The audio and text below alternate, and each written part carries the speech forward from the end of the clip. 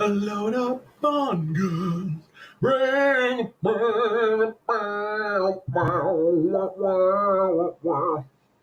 should probably stop. I'll get demonetized.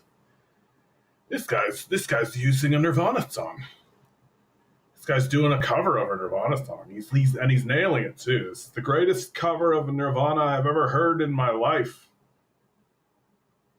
Happy New Year.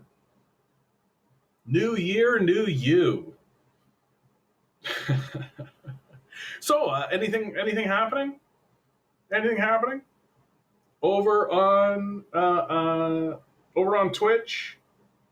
Lounge Marco says, "Hi, socialist. It's time for socialism evolution." Yeah, I would say so. Dato, Happy New Year. Happy New Year to you, my man. Elaney, good to see you. It's me, Misty Lane. Good to see you. Rotary Boys, what a day, dude. What a day. Yeah, what a day, dude. Like, are you kidding me? It's already been a year, right? The decades are decading, or the weeks are decading. Over on YouTube, Peanut Butter Beatrice, good to see you. I don't think I've ever been so glad to see you, friend. It's already been a long year. Yeah, tell me about it, eh? Tell me about it. It's just like, it's just going to get wackier, guys. It's fun. Dave Worthington the third. Good evening, John. Sad day for America, but what's new? I assume that you guys are all talking about, yes, exactly, Elaney, the ICE bullshit. Yep. Yeah, ICE is murdering people, right? Look, the people who work for ICE are like the high school duds, right? Like it's the people who are working for ICE are the people who weren't intelligent enough to become cops, right? Like if you're like a C student sort of bully from high school, so you're just like the loser from high school, you become a cop, right? And ICE are the people that the cops wouldn't take. So it's just a bunch of loser idiots who are just going around with their cocks out, being a bunch of dumbasses. And it's an inevitability that they're going to do this kind of stuff. Like it's 100%. Joe Anthony, good to see you, my man. Evening to you. Lounge Marco says, "Are you 100% an enemy of capitalism, or you take issues from capitalism?" I say capitalism is a death cult. Look, my argument about capitalism and about the system that we're living in now is that it is a religious ideology. It is a religious ideology, right? It's not an economic system. We're not following a scientific, observable, like we are in flat Earth space. The system of capital can't justify itself. It stopped justifying itself. I would argue that the invasion of Venezuela is the moment that a large segment of the capitalist system stopped trying to justify itself. They're literally standing in front of us saying, "We're big and tough. We're going to fuck up what we want. Tough shit." Like, we're literally going back to like law of the jungle kind of thinking, which mean like, if your justification for your actions is that animals do it, then we're going to return to being animals, right? That being human supersedes the animal kingdom. We like to say that we are somehow different than the animals. And one of the big things that separates us is our ability to communicate abstract thoughts, right? Come to terms with having things like laws, rules that we all operate from. And these clowns are basically just saying, "Nah, fuck that. I'm big. You're small. I win. You lose." You can't have a society like that. And the system of capital has designed itself to destroy itself fundamentally. And it's destroying itself on strictly religious lines. I don't think it's wise to structure a society based on a religious ideology. I think that we should structure our society based on observable reality and on good outcomes for everyone. Like one one of the big assumptions I had when I was growing up was that, yeah, of course, everybody gets food and shelter. Like that's just obviously clearly baked in to any rational system that should exist, right? And now that I'm older, I see, oh no, like food and shelter is not a given. The system is completely fine with discarding people based on this religious ideology. Um, so the system's destined to collapse for that reason. And so I'm completely an enemy. Uh, I'm completely an enemy of capitalism. I think it should be completely done away with. Lounge Marco continues, I'm a Republican. You should stop that. You should really stop that. Like, you like the borders to be closed, not open. I mean, you want to erect an arbitrary system of basically human corralling, is essentially what that is. Like, you just want to erect something false and try to prevent the movement of humanity. Elaney writes, I know I literally just became a communist yesterday, good for you, but I'm sick of waiting for people to get educated in communist theory, do the thing, when am I going to do the thing? Yeah, Elaney, like, tell me about it. No, tell me about it. Like, I have somewhat given up on that idea. Like, I think that we are not going to do the thing, that we're going to experience major collapses. And the thing might happen locally in small groups, but as we're seeing in Venezuela and as we're going to see in Greenland and as we're going to see across the United States with ICE and all of this, if you begin to organize significantly under communist principles, they'll just kill you. Like, they will. So it's going to be a dangerous time. Elaney says, yeah, tons of people will call me a rage baiter, but you know what's actually rage baiting is asking an American every 5 minutes if they read. The ones who actually read theory should be helping the peasantry understand, not creating another class of educated elite. Yeah, there is a system in place to prevent learning. If you cannot see this, you are not a communist. You cannot wait for people to get smarter. I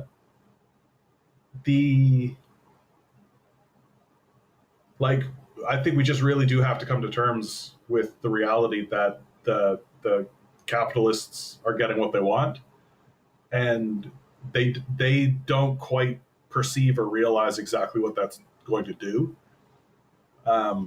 Because again, it's a religious ideology, right? Like no one is more utopian in their worldview than capitalists. Like no one, and it's not even remotely close. Literally, communists are like, maybe we could make the world a little better, right? Maybe if we made the world better, it would be better, and everyone would have a better time. And capitalists are just like, no, this is the best that we can possibly do. So it's like, oh, okay. Like, which one of us is living in a fairy tale land, right? Which one of these statements seems more or less false when you observe reality? That humanity can evolve and change and make things better for itself, or that this is the best that we can do? You tell me. Lounge Marco says the communists in China also closed the border with Japan. Yeah, I mean, there's a bit of a difference between like closing borders as a general policy and what's going on between China and Japan. Like, China is bracing itself and preparing itself for significant military action, right? Like, what's happening right now, guys, is setting the table. Like, invade Venezuela, invade Greenland, invade Mexico, like get tighten up control on the hemisphere, the Western hemisphere. It's all about consolidating power, and it's all about consolidating a position so that you can strike from that position. That China's sudden surge upwards in economic power and economic strength, and loosening of control from the international system, the Americans didn't see that coming, right? Because Americans don't plan. They really do operate just quarter by quarter at most. Like the Venezuela invasion is, in my view, the absolute clearest evidence you need that the West doesn't plan anything. Like what they're doing is stupid. Like it's actually stupid. Um, the thing that kills me, right, is that everybody is talking about this invasion. Everybody's talking about, sorry, it's not an invasion, right? It's a kidnapping. That everybody's talking about this kidnapping of Maduro and his wife as if that's it, right? We did it. Mission accomplished. We grabbed a couple of people and we took them to America. Very lawful. Um, and everybody's talking as if this has toppled Venezuela, as if Venezuela has completely fallen. And now the Americans are just rolling in and they're just going to suck up the oil and everything will be hunky diggity dory, right? And nobody, even people I really respect, like I've listened to lots of different perspectives, and nobody is pointing out what is patently obvious, which is that the chain of command is completely intact. The administration in Venezuela is completely intact. The system of national ownership of the oil in Venezuela is completely intact. There has been no significant action taken against the infrastructure. There's been no significant action taken against what exists in Venezuela. Literally, all they did is send a strike team in, bombed a couple of sites, picked up Maduro, mission accomplished. It's like, this isn't how nation building works. This isn't how countries work. This isn't how governance works, right? And Trump's statement that like, oh, we're going to run it. Who is going to run this thing? Who are these people that are running the thing? And they can't even point at a person who's running the thing. Right? There's just some like old fart who's like, I am actually the president because the last election was stolen from me, I claim. Like, they have no infrastructure. They have no supply chain. They've got no chain of command. They've got nothing. All they have is Maduro.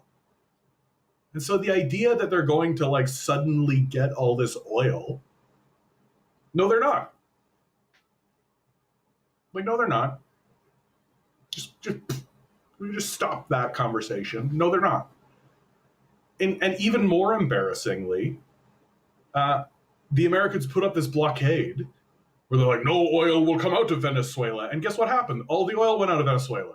Anyway, the BRICS nations, which have been trading with Venezuela, they just ran the blockade. And they're just like, yeah, we're still trading in this oil. We're taking it. And the Americans were like, well, that's it. So, like, it's all much ado about nothing. Poor Maduro, poor fuck. Like, just literally, like, asleep in his bed and some assholes come and snag him and take him off to America, give him some trumped up bullshit charges. They're just like, yeah, you're trading cocaine. As if anybody in America gives a fuck about that. Like, for real, as if anybody in America, as if any of these pedophilic rapists give two shits at all that somebody's trading cocaine. Who gives a fuck? And they also tried to nail him with like they're charging him with like possession of weapons. I'm like, what? The president of a nation has guns? What? So the whole thing is just childish, right? It's just childish. Lounge Marco says USA built New China. That's kind of trite. I would argue that China built China, right? That the arrangement that China had with the United States was China making the best of a bad situation, is how I'll describe that. And basically looking at the situation that they found themselves in with America, being like, okay, this is what we have to do. We have to eat a lot of shit and take a lot of knocks, but it's going to get us into a good position. And the Americans really believed that China would just become like them, and it didn't.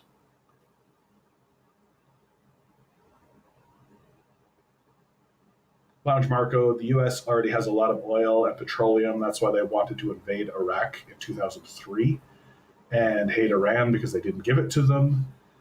Yeah, I mean, it's oil is pretty much the central resource of today's, mad religious pedophilic elite. Like they see oil. It makes sense, right? It's a death cult. And so it makes sense that the bones of our ancestors would be the thing that they trade in order to burn in their infernal machines, right?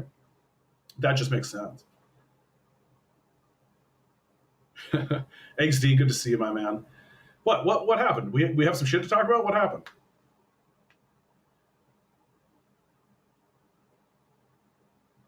Baldy, good to see you, my man. R.I.P. Renee Nicole. Is Renee Nicole the name of the woman that Ice killed? Seems like that's the thing. XD says, John, how are the sentiments right now regarding Venezuela in downtown? Yeah, tough to say. I mean, I think generally people are too beleaguered, I think. Like, it's just kind of something, it's just another thing for most people. It's just another thing for most people, right? Like, pile it on.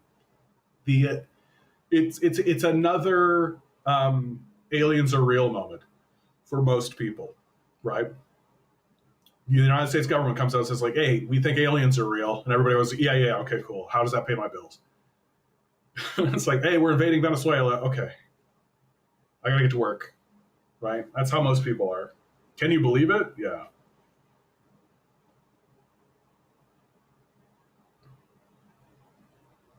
Lounge Marco, dude, this is classic Republican thought. And I don't blame you for it because it's pretty standard, right? I myself sort of thought this way until finally you kind of open up, which is you've made this comment, right? I already said the US is not an open society because there's a matrix there. There's a disguised dictatorship, right? It's not disguised.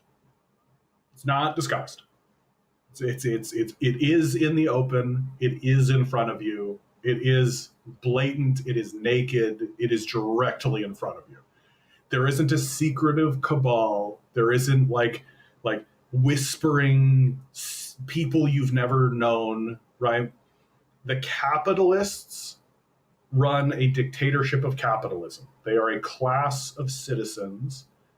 They are a class of people that own everything, right? They have ownership of all of the assets, all of the housing, all of the factories, all of the manufacturing. Anything that's worth owning, they own. They own the land. They own everything. They own the resources. You own nothing. Like you might own your like little rinky-dinky house that you have to pay 50% of your wages in taxes and or rent, right? Like it's, but no one gives a shit about that. Like these people own trillions and trillions of dollars of assets. And this is this is what communists describe as the dictatorship of capital, right? That you're allowed to have a big, robust, open conversation about any subject you like, except about whether or not we should have these small group of pedophilic rapists owning all of the assets. You're simply not allowed to touch that. That's completely off the table. And both Republicans and Democrats, as well as any independent that happens to be in the mix, a la Bernie Sanders, agrees about that. You are not allowed to discuss whether it is wise to have a class of citizens that own everything and have the rest of us work for them. And that's fundamentally what's at issue, right? And again, it's not secret. It is directly in front of you. It's openly discussed in the Financial Times. Like if you actually read the business section of any newspaper, it's right there. It's not a secret. And I feel like there's a desire inside of people to want to make it more shadowy somehow, or more complex somehow, or to make it more epic than it actually is. Because when you finally like peel back the curtain and see it for what it is, it's actually really banal and really boring. Like it's really dumb. The system is dumb. The people who are in the system are dumb, and all you can do when you finally step back at it and look at it for what it is be like, oh, this is just a silly thing. This is silly. Obviously, like 1,000 people should not own all the assets. That's silly. Why would anyone agree to that? The answer is we didn't. It just, they erected it. They made it happen. And then those guys died and gave it to their sons. And now we have like a group of people who've just been born into this situation. And they're too disconnected and stupid to even understand that the system was erected with a purpose. They don't even know what the machinery is anymore. They don't even understand how any of it works, right? And so they're pulling wires out and they're doing all kinds of stuff, and they have no idea what they're doing.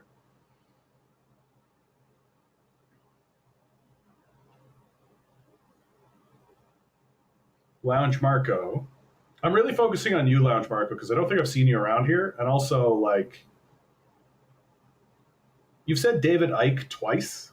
I'm of two minds on David Icke. Like, David Icke,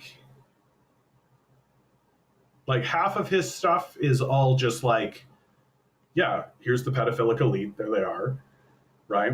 And it's like, yeah, here they are, and it's obvious now. Like these people are pedophilic rapists. It's all in the open now. But then he's also got a lot of like lizard people stuff and a lot of like hollow moon shit, and it's just like probably not though, Dave, right? Like it's probably not the case that the moon is hollow and that there's like an alien race of lizard people operating from behind a shadowy clandestine sort of like probably not. You know, like there just comes a point where it's like I feel like there's too much fantasy weaving. There's too much magic that gets infused into everything.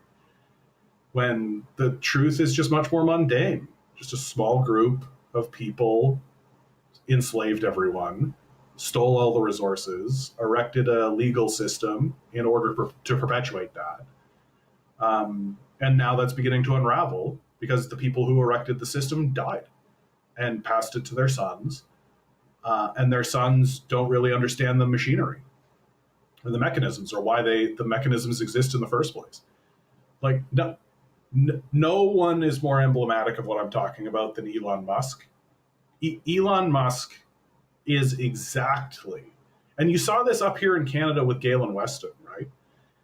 Like, Galen Weston owns the grocery food chain basically here in Canada. And his father, Galen Weston Sr., people only kind of knew his name, right? People didn't really know who he was. You kind of, like the Weston family was sort of over here. They kind of floated over here. And then when Weston Sr. died, Weston Jr. took over, and he literally launched like a whole like introductory campaign introducing himself to Canada. And it was like in that moment that I was like, oh yeah, these guys are dumb. Like, that's a very dumb thing to do. If you're a billionaire, you don't want anybody to know you exist at all. You want to be invisible. You don't want people to know anything about you. But Elon Musk and Weston and a bunch of others are like, I'm the billionaire, love me, pay attention, cameras, exposés, my opinion on literally everything. I'll go on the Joe Rogan Experience podcast. I'll be an international celebrity. You're dumb. Like, you're stupid. You're just inviting, like, oh yeah, well, we've got our pitchforks, everything's gone wrong, we know where this guy lives. You're just inviting it.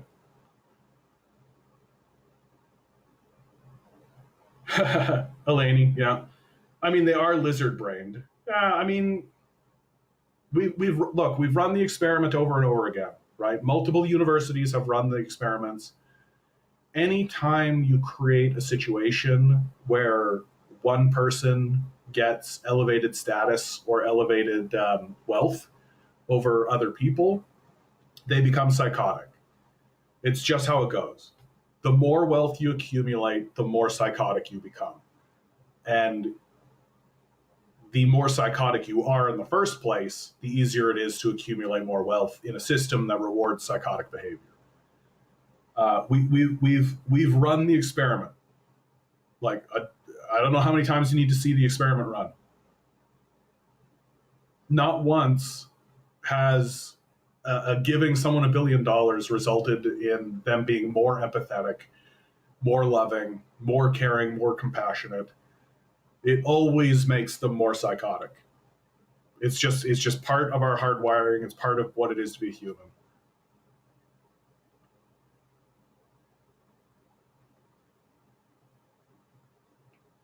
Baldy McNose hair. How long do you think Florida lasts as a state? I don't see Florida lasting 10 years. I mean, Florida's got a lot working against it. Climate change. It's doing absolutely nothing to protect itself from the ravages of climate change. It has no plan. So everyone's just going to flee up into Atlanta and Georgia. It's essentially a fascist state at this point. Like, these ICE raids are like serious in Florida. You have entire industries that have already collapsed in Florida because they can't find workers, right? Because nobody wants to work these jobs for the slave wages that they're paying. And the only reason why Latinos were willing to do it was because they had nothing else going on, because they were coming from countries that we were actively bombing, right? So if the choice is, die in an American war in your homeland or work in a field in America and don't get bombed, they're making the choice. But then now we're showing up and saying, okay, well, I know you came here because we were bombing your country and you were looking for a place that wasn't getting bombed, but now we're going to round you up and put you in extermination camps. It's like, well, okay. Like, so Florida as like, it's essentially going to be a graveyard. Like, quite literally, it's just going to be like old people living amongst ruins, basically.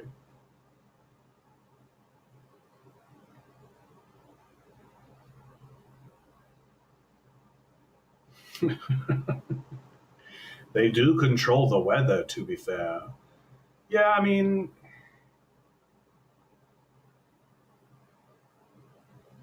Misty Lane, wasn't that always Florida? Fiddleford, can I pop in for a bit before I go discuss the German ideology to become a bookshelf? Sure, bud. Glad you're here.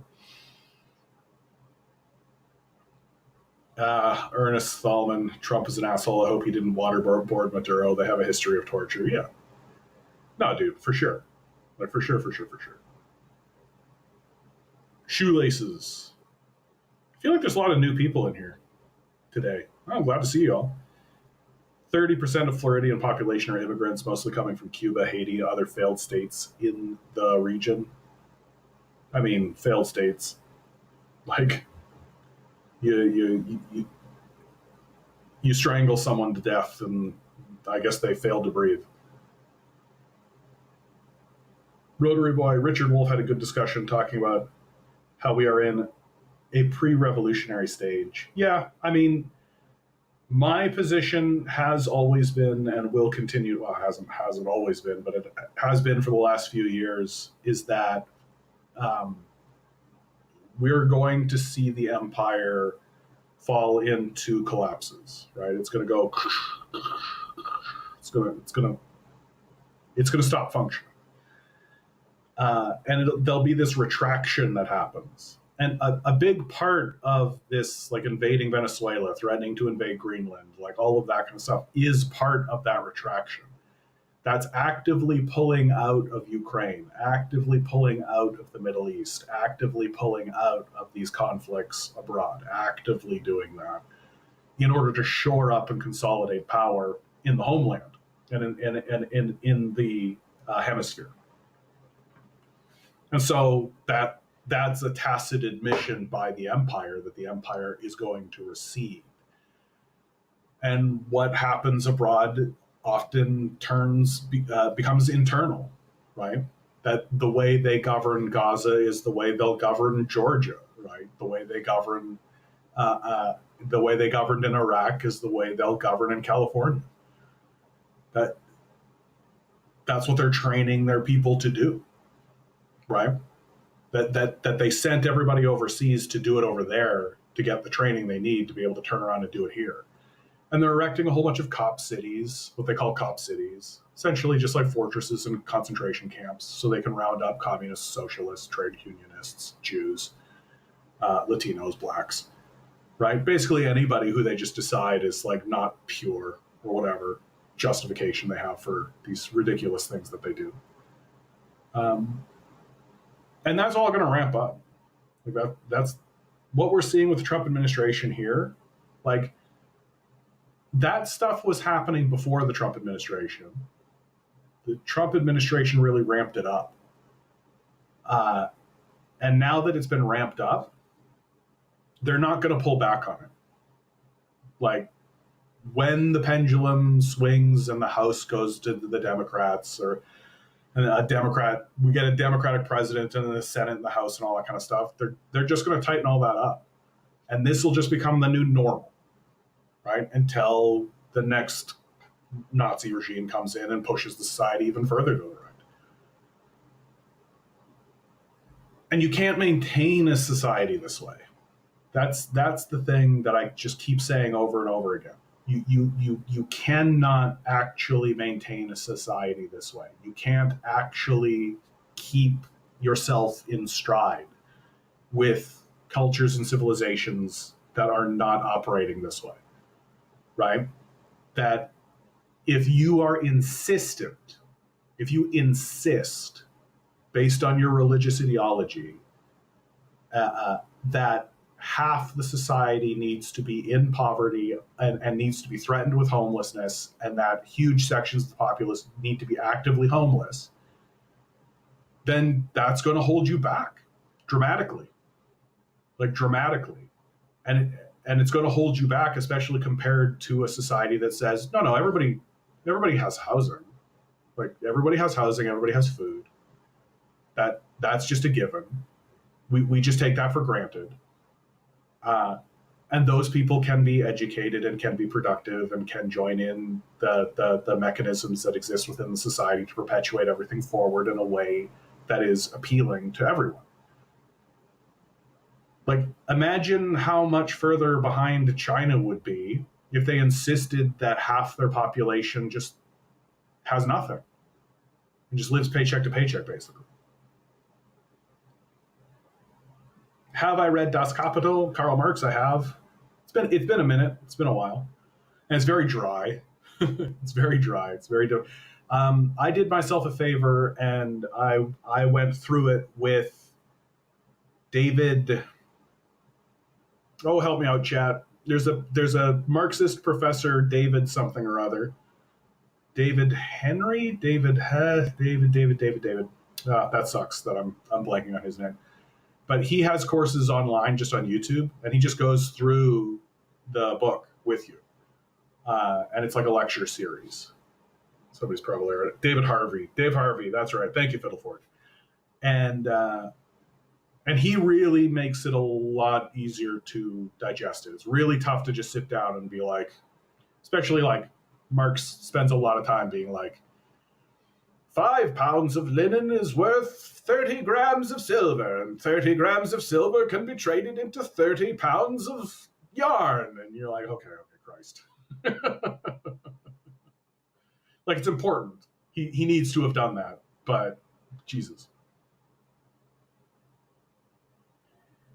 Shoelaces says, are you just okay when 84% of your country's annual population growth are just people coming in? Yeah, like, well, the capitalist nations are in a real, like, capitalism has a fundamental problem, right? And that fundamental problem is that people want things to improve. They want their conditions to improve. They want their wages to go up. They want their lives to be better. And that's just innate. Everybody wants that for themselves. The capitalists want regression. They want slavery, right? They want to bring slave systems in, and they want to make sure that everybody does work for nothing. They're so dedicated to slavery that they're spending trillions and trillions of dollars and destroying the environment and destroying the ecosystems and plunging us into a goddamn dark age so that they can have robotic slaves, people who will never say no, right?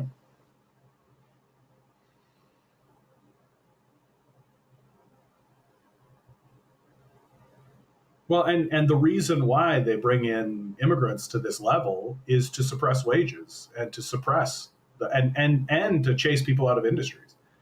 Like I watched this happen. I was working in a restaurant and I watched this happen. A company came in, bought the restaurant, and they just flooded it with slaves.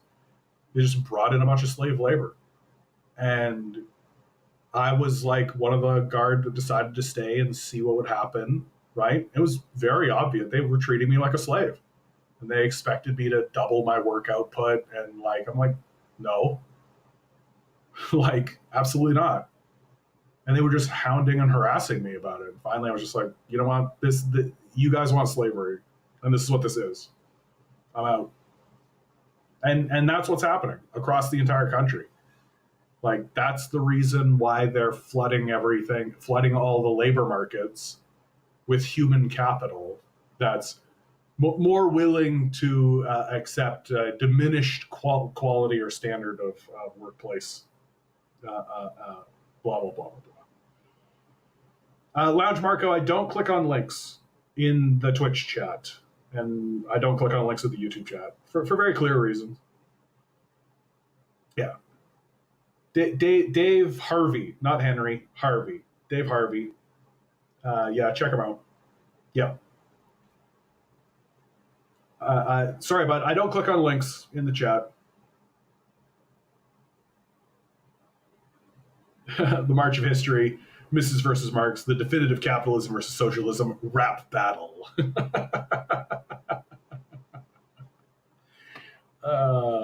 that's hilarious.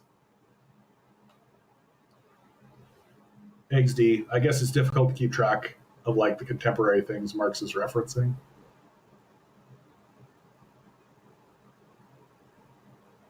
Shoelace says, I believe by the end of Trump's term, we could reduce that to almost nothing. Oh, no. They're never going to reduce that, dude. Like, first of all, there's the, like,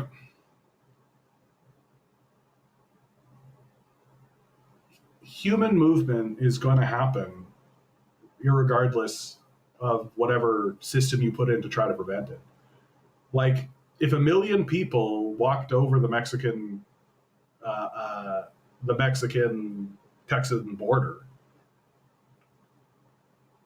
shit, you might like shoot some of them or arrest a bunch of them or any of that kind of stuff. But like humans, enough humans moving in a direction is a force of nature unto itself, and you can't stand in its way, right? You just can't. And really, a lot of this like closed border kind of stuff is just, it's just more purity shit. Like, humanity is going to move, and it's going to go, and it's going to do what it's going to do. And all of the we've built an industry of trying to vet people or trying to pretend as though we can control that, and we can't really, right? No, not if we protect our borders. Like, it's just like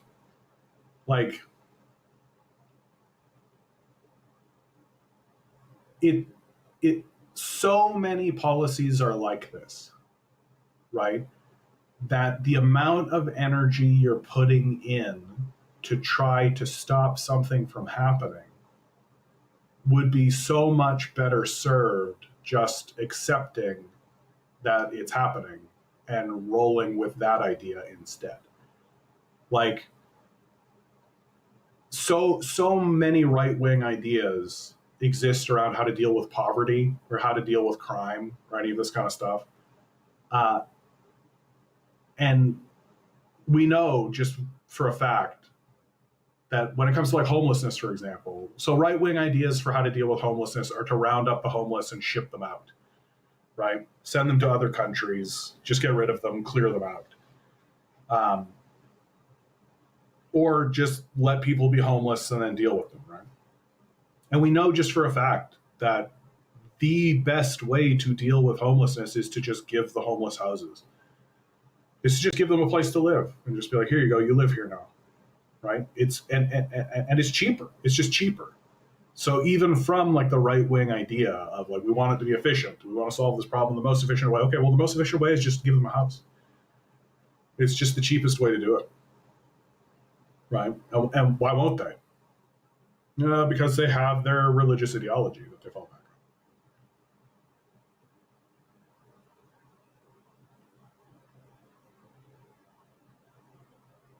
on. Only allow PhD scientists to come in. No, I just think that you shoelaces. Like I respect the position that you're taking. We don't have control of it, and we never will. Right? Like you're just never going to have the manpower, the resources, the infrastructure, the administration, the bureaucracy, and the capability to do it for any length of time. You might be able to do it for like a bit, right? But it's exhausting. It's exhausting to do. It's difficult to do. Uh, humanity humanity is a force of nature. It's if people want to get into America, they're coming. Like they're coming. And you might be able to cast a net and scoop up some of them and get hold of some of them. But at the end of the day, you're going to end up spending so many resources trying to police and manage and maintain that idea of controlling the border and controlling that kind of thing, that you're going to lose any gains you would ever get from doing it. It's going to be so punitive in terms of its cost that it's going to outweigh any benefit that you might get from doing it. It's just not a sustainable thing to do, right? And it's all based on just the fear. And the only reason why immigration as an idea isn't something that we just welcome is because we have a small cabal of pedophilic rapists who own everything. And they use these immigrants as cheap labor, slave labor, basically, to replace local workforces. And if it wasn't the case that a small group of pedophilic rapists owned all of the resources, then, and if it was local people, the people living in the neighborhood or working in the facilities who actually owned the facility, then immigrants wouldn't be so scary, right? They wouldn't come in and replace your jobs because you would own your job. You would be part of the infrastructure of the place that you were in, right?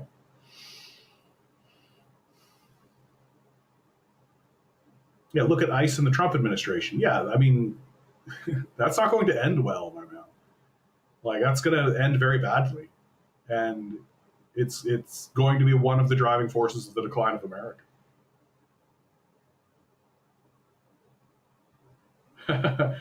Yeah, gamer jams. Yeah, gotta love all the people who slept through Trump's first term and then spent 2024 saying Trump is anti-war, now defending yet another war for oil. Yeah, in 5 years they'll be pretending they were against it all along, just like they did with Iraq. Yeah.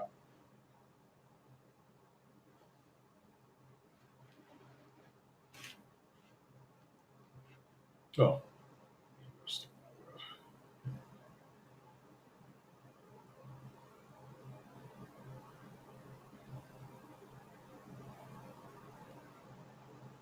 Canada seems to be giving up on being a pure country. Yeah, I mean, Canada has been since like the 70s. It considered itself a um, what's the word?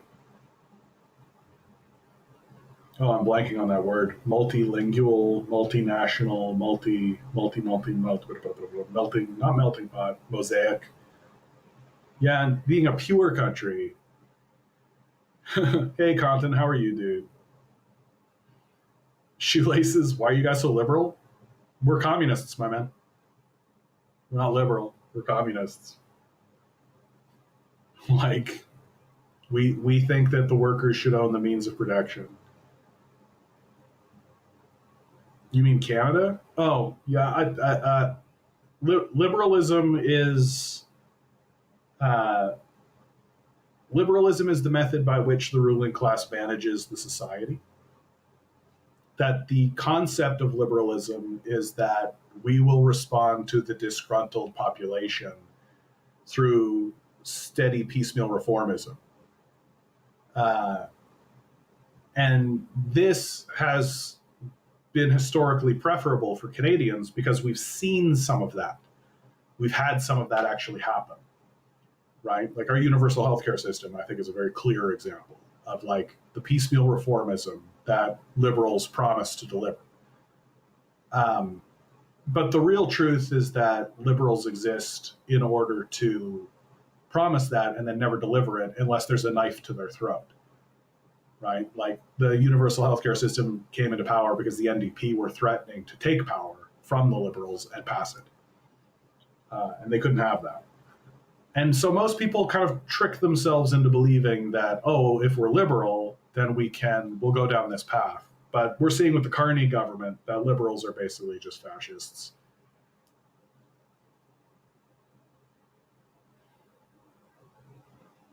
Shoelaces writes, America is advancing towards a nationalist approach. I mean, advancing, it's always been that way.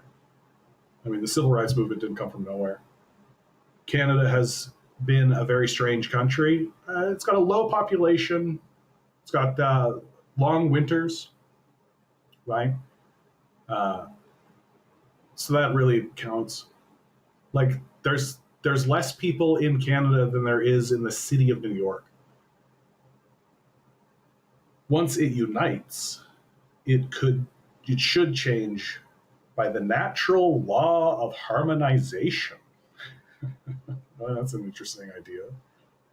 The natural law of harmonization. Yeah, liberals are the enemy of democratic socialism and communism. Yeah, they are what fascists hold up to protect themselves from the populace until finally too much has to be given away. And so the fascists just take power and then beat the shit out of everybody until finally they're just willing to accept the liberals again.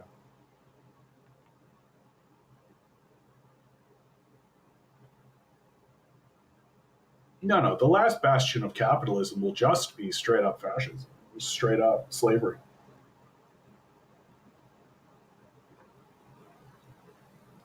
And like, it's naked now. Yeah. Condon, I think, is asking the question, right? What does the natural law of harmonization mean? Like, what is that even? I mean, can we get an example of that? Is there such a thing? The natural law of harmonization. It's very difficult to unite countries and very difficult to keep countries together and very, very difficult to keep countries stable. You really have to try and you really have to mean it. And like, you can only rule through terror and fear and oppression for so long, right? Like maybe you can get away with it for like a handful of generations, right? And that, but it's exhausting. Like it is, it's just exhausting to exist like this. Like who was more exhausted than the ruling class leaders when Rome was collapsing? Literally just like a backstabbing fiesta.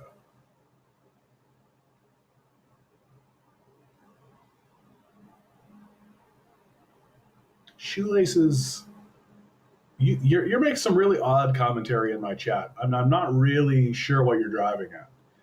When Canada becomes as nationalist and anti-immigrant and very Christian conservative and cut all that welfare and become very much like the U.S. as Trump intends on the great unity U.S., Canada, green.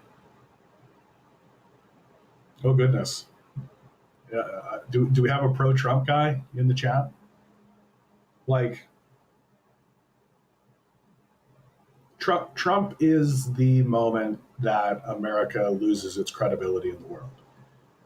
That the statements that are coming out of the Trump administration are making the entire rest of the world turn its back on America. And that the only time anyone is going to even pay attention to America is when it has to, because America is just going to force themselves on people through piracy and acts of terrorism, right?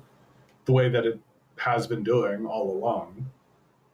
But what's changed now, it it's always been the case that there's been um, a especially since World War II, it has been the case that there's been kind of an agreement among the Western nations, and those the Trump administration is the moment when those agreements are being torn up, essentially. Like it's a very scary time. Yeah, they already have their bunkers. Yeah, I say we let them go into their bunkers and then weld them shut. Peanut Butter Beatrice says Trump's dementia is advancing faster by the minute. Shoelaces. Okay. Shoelaces. Oh dear. You are against the union of the Anglo-sex world. I don't know, Anglo-sex world sounds pretty fun. I think that we could use more Anglo-sex world, right?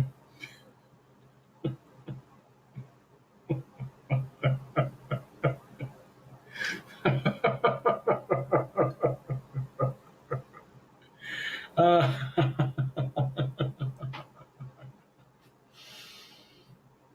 oh yeah, XD, yeah. So you just gotta laugh at this point, eh?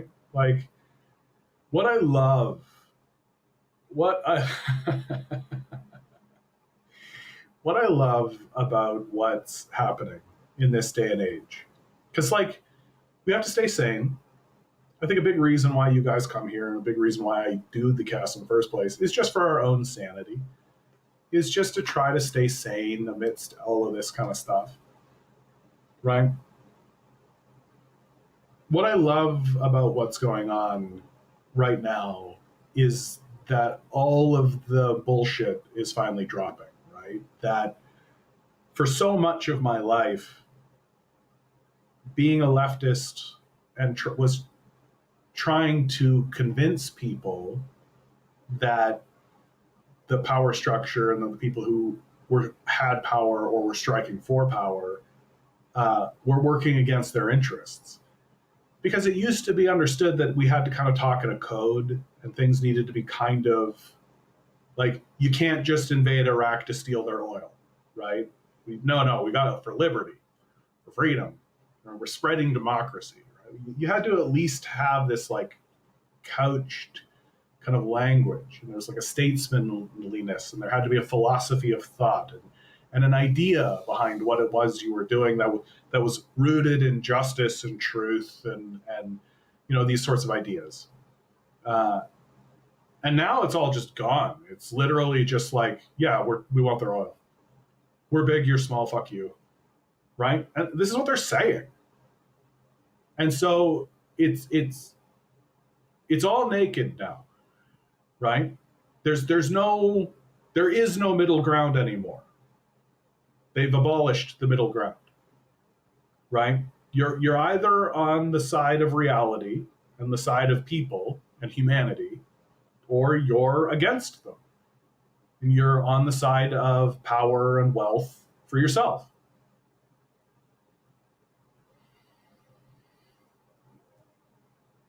Yeah, masks are off. Exactly. The masks are off. And there's something refreshing about it, right? There's something refreshing about it. Because nobody can pretend anymore, right? Like you can try if you like, but it's just gotten so childishly obvious. So the people who pretend just look stupid and ridiculous.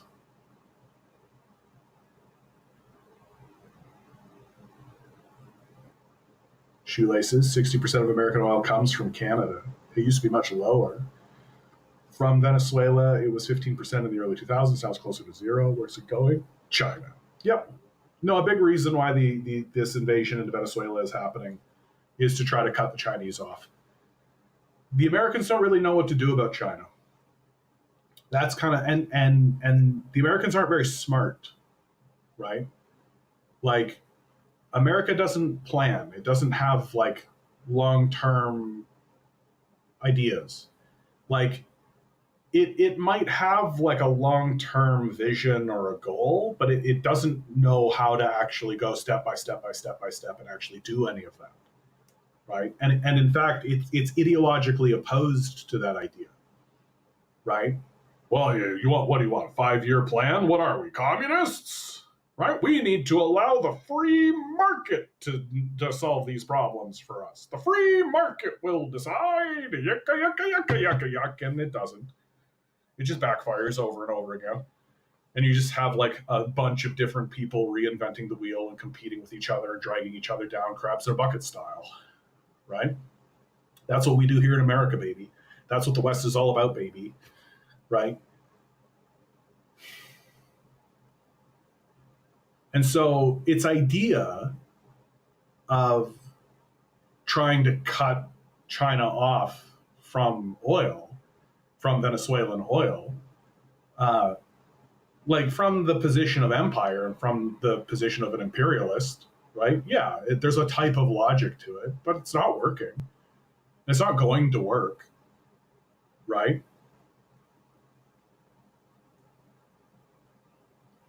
And like, China has done a lot of good work with integrating its systems into a lot of the oil. Honestly, the number one place that I could talk about, and I could talk about it for way longer than I should, is Saudi Arabia. The relationship that China has built with Saudi Arabia is actually like crazy impressive.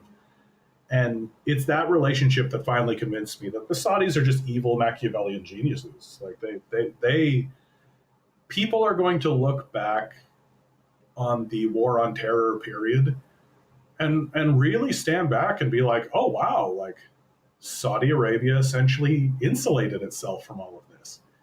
It managed to maneuver itself politically and put itself in a position politically so that it was always just on the correct side of power. It's very impressive. It's very impressive. Swirling dervish. Why don't you buy a clue, Conquerite? Probably not good to pick fights in my chat. Probably not a smart idea, dude. Like, especially with like long-standing viewers and long-standing people. The just like I understand it's intense times and it's difficult and people want to fight, but the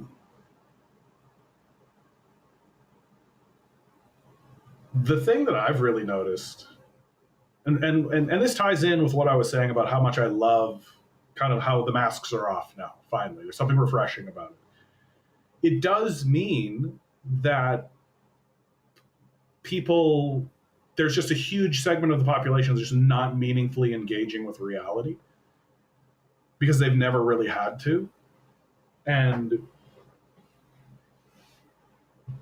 it's gonna blow up in their, and it is continuously blowing up in their faces, like not meaningfully engaging with reality. You can do it for a little while, right? Like you can build a building based on the principle that 1+1 = potato, right?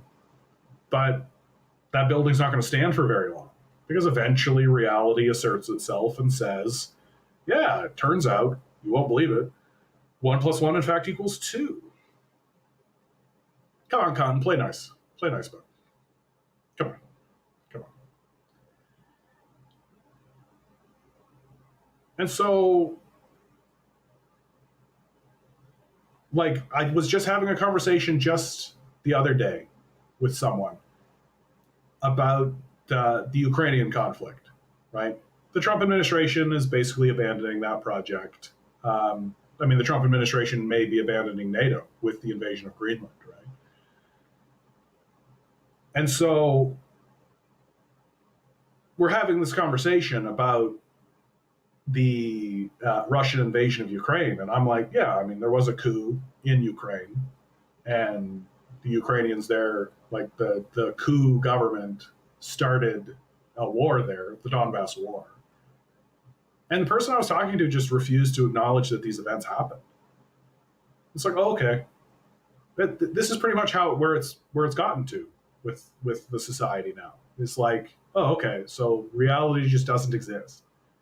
We just don't acknowledge the existence. It's like when you talk to Zionists, right? They just don't acknowledge that there's a genocide happening. They just don't pay attention to it. It doesn't exist.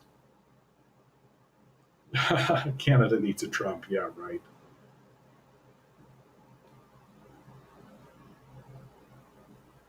Yeah, like it needs a plague of locusts. Yeah.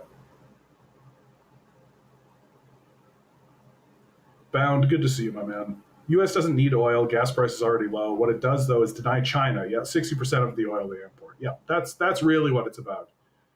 Like all of the maneuvering that's happening, it's all China. Like it's all China, China, China, right? And because the United States is scrambling, and it is in this kind of position of scram, it doesn't know what to do about China.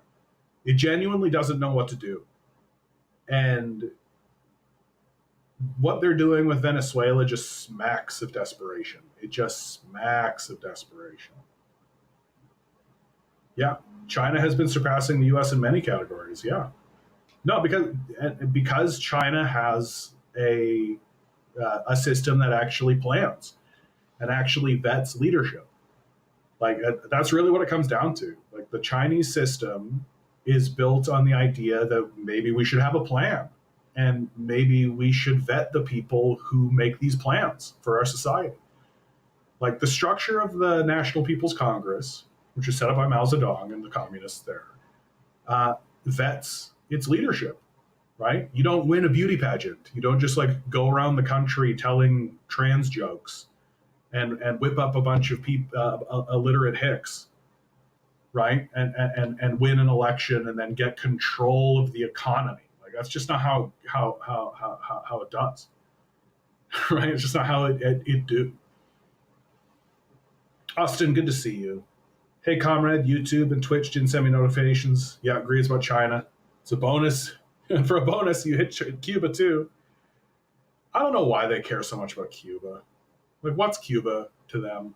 Like, it's just crazy. Like, nothing tells me that it's just about an ideology than this. Than just like we got to get Cuba. Like, leave these people alone, man. There's not enough of them. Like, what resources are in Cuba that you care about? Like, it just drives me crazy.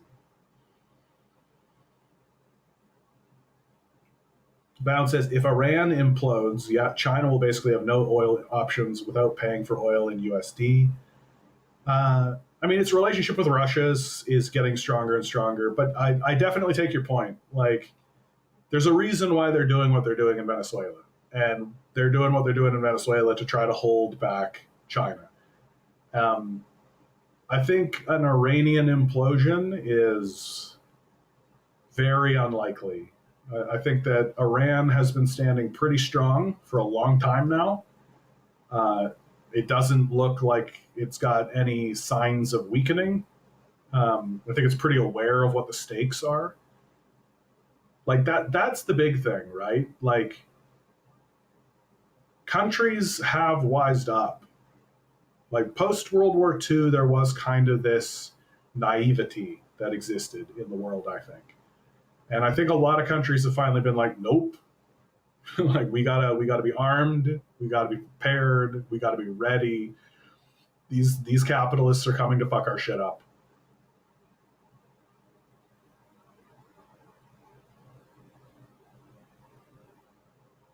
Shoelaces says if Cuba doesn't become capitalist, money doesn't flow into it. It should become like Puerto Rico. Stop bringing in so many immigrants to Florida. I mean, Shoelaces, it's just like a fundamental misunderstanding of what Cuba is and what society it has erected for itself. Like, and what's happening in Cuba, right? Like, Cuba is under some of the most lethal sanctions that have ever existed, right? And it's only been extremely recently that anybody has been willing to trade with Cuba in spite of those sanctions. So it's just a strangulation that they're experiencing.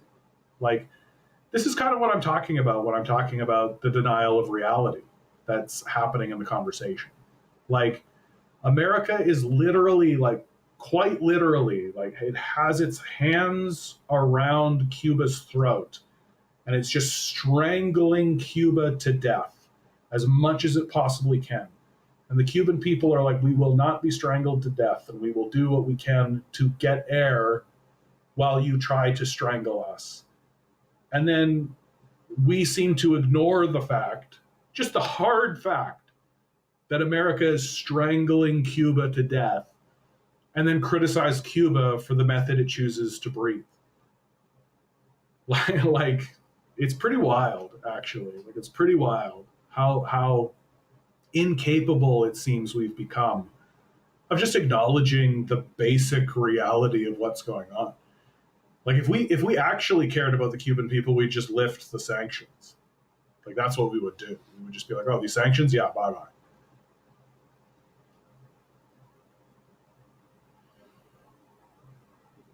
bye. You've met Cubans in real life. Yeah, a black woman and a guy. They told me themselves a food issue: one bread, no meat. It's not so difficult to find Cubans. So you've got to be pretty careful, right? Because there is like a class of Cubans that essentially worked with the Batista regime, right?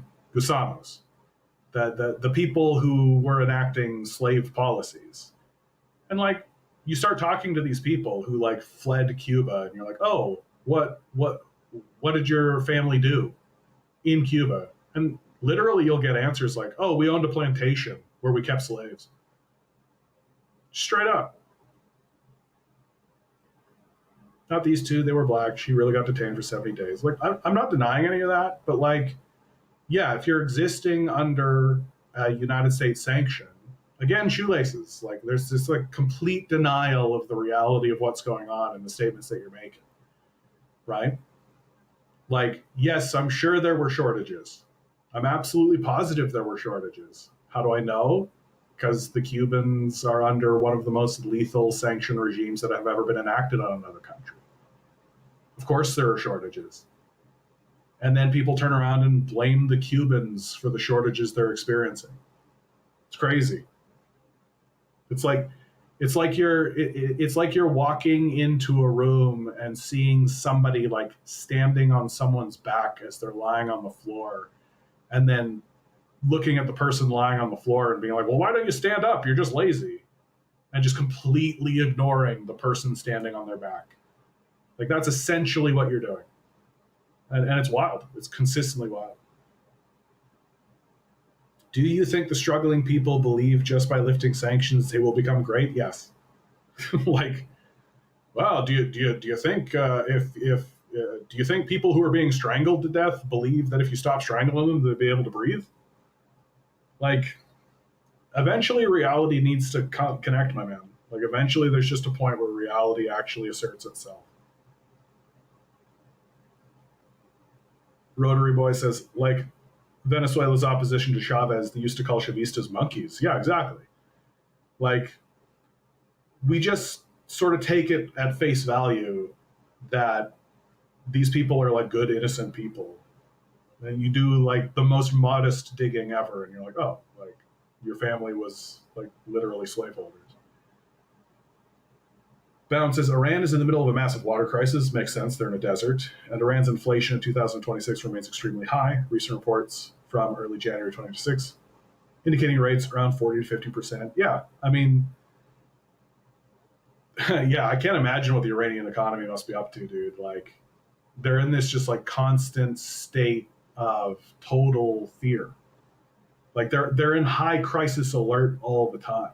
Like, the war with Israel is real. Like, leadership, the Americans assassinate their leadership. Like, it's significant. So it makes sense. And then on top of that, you have like CIA assets and people like this who are trying to do everything they can to collapse the Iranian economy, right?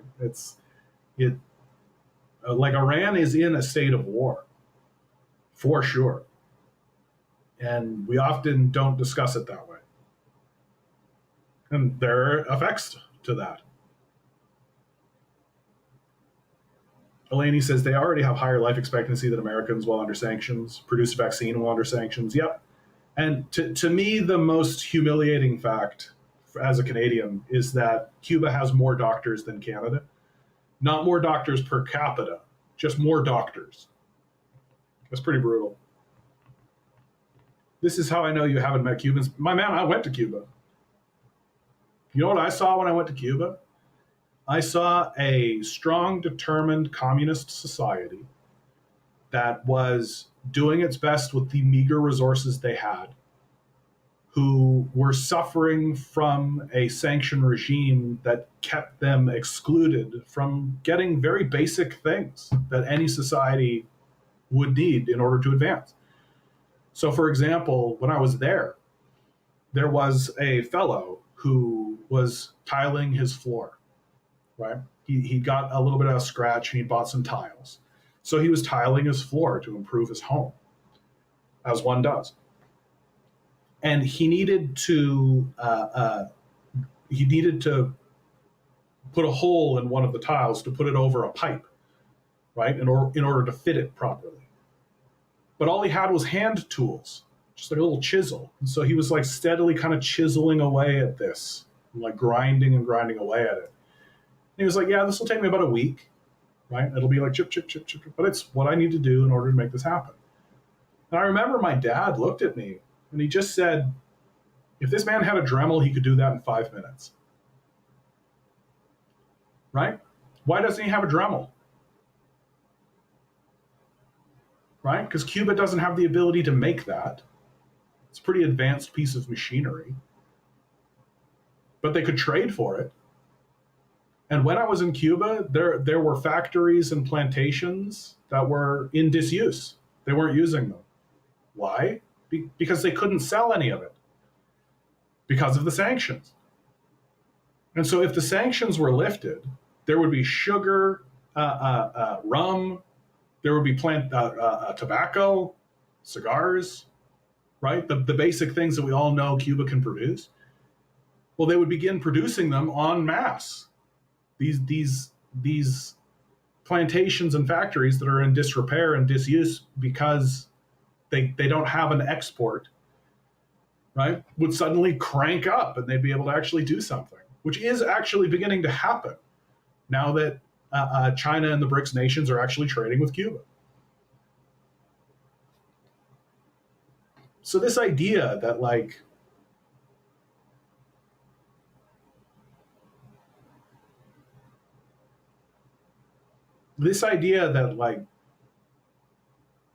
a couple of Cubans you met the one time represents all of Cuba and like the whole history of Cuba, while simultaneously completely ignoring the sanction regime. That's the part about this that makes you seem so unserious, right?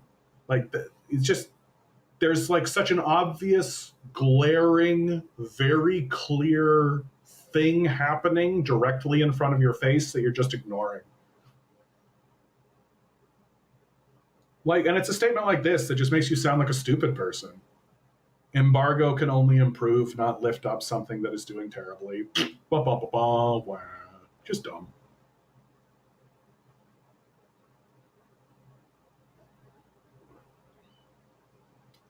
Elaney, yeah, they're not afraid of Cuba. They're afraid of the rest of the world seeing what is possible under communism. Yeah.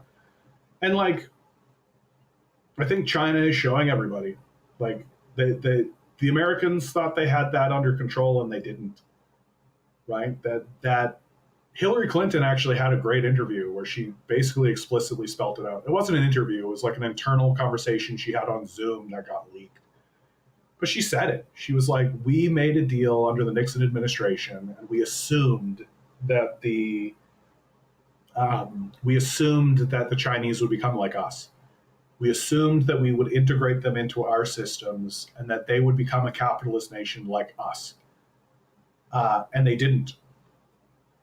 And what has happened is that the West shipped its manufacturing over to China.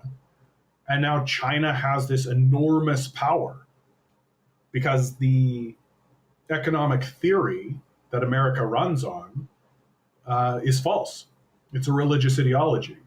that if I were to be generous to the Americans, I would say uh, uh, they had a theory of economics, and that theory of economics was that finance was the center of power, right?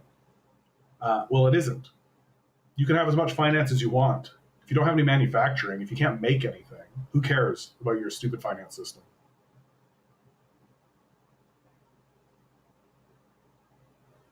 Shoelaces continues, at this point, I think Iran is more sanctioned than Cuba.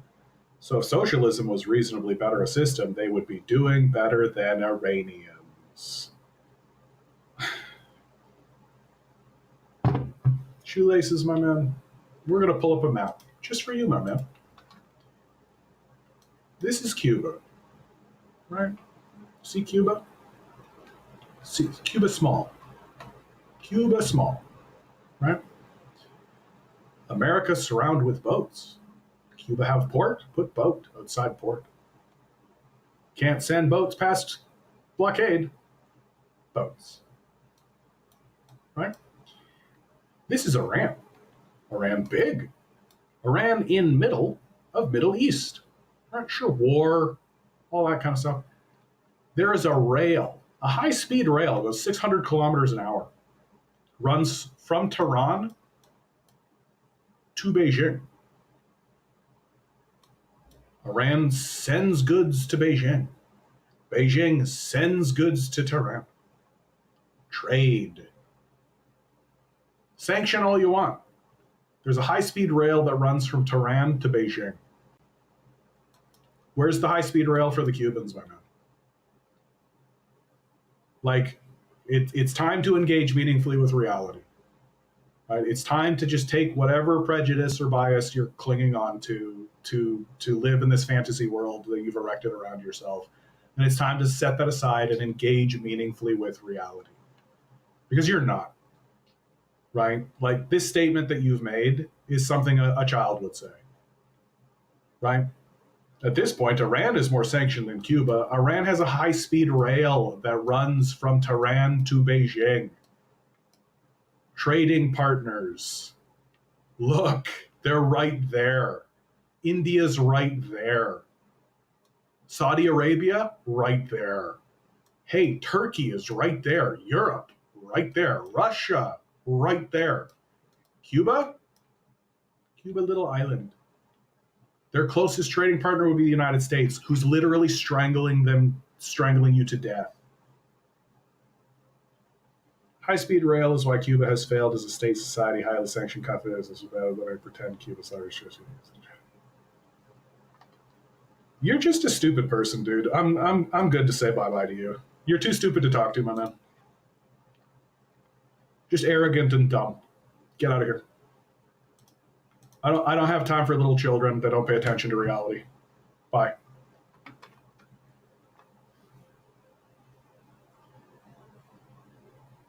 Yeah, average Redditor, dude. Like, I only have 3 rules, right?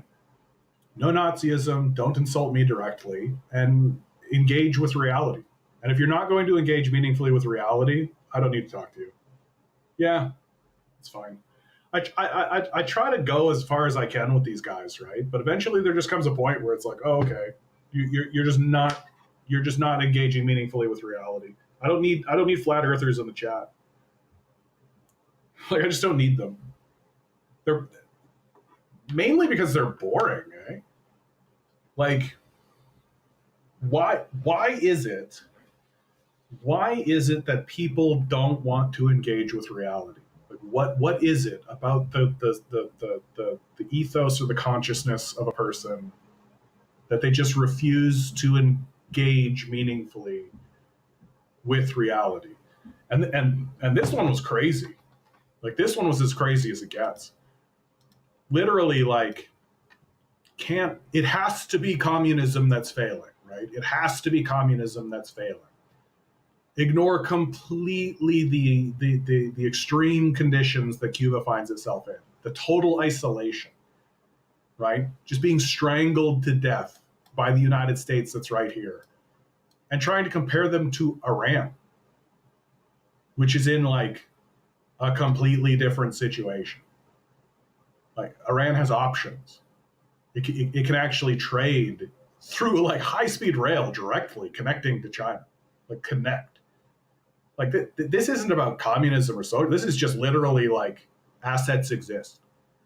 Like there's a rail. That trying to turn this into an ideological discussion is just crankery, just something a lunatic would do. Yeah, obviously Cuba is struggling more. It's being strangled to death by its neighbor, and it has no outs.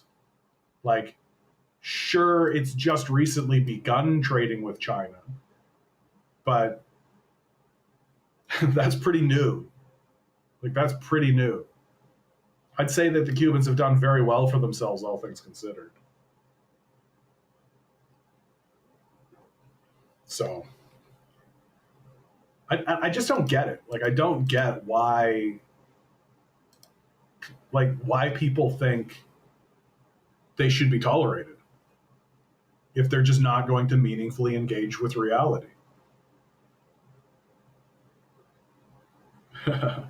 Eleni also, yeah, you literally cannot blockade Iran, rather. It would cause World War III. Yeah, you see that little strip of water.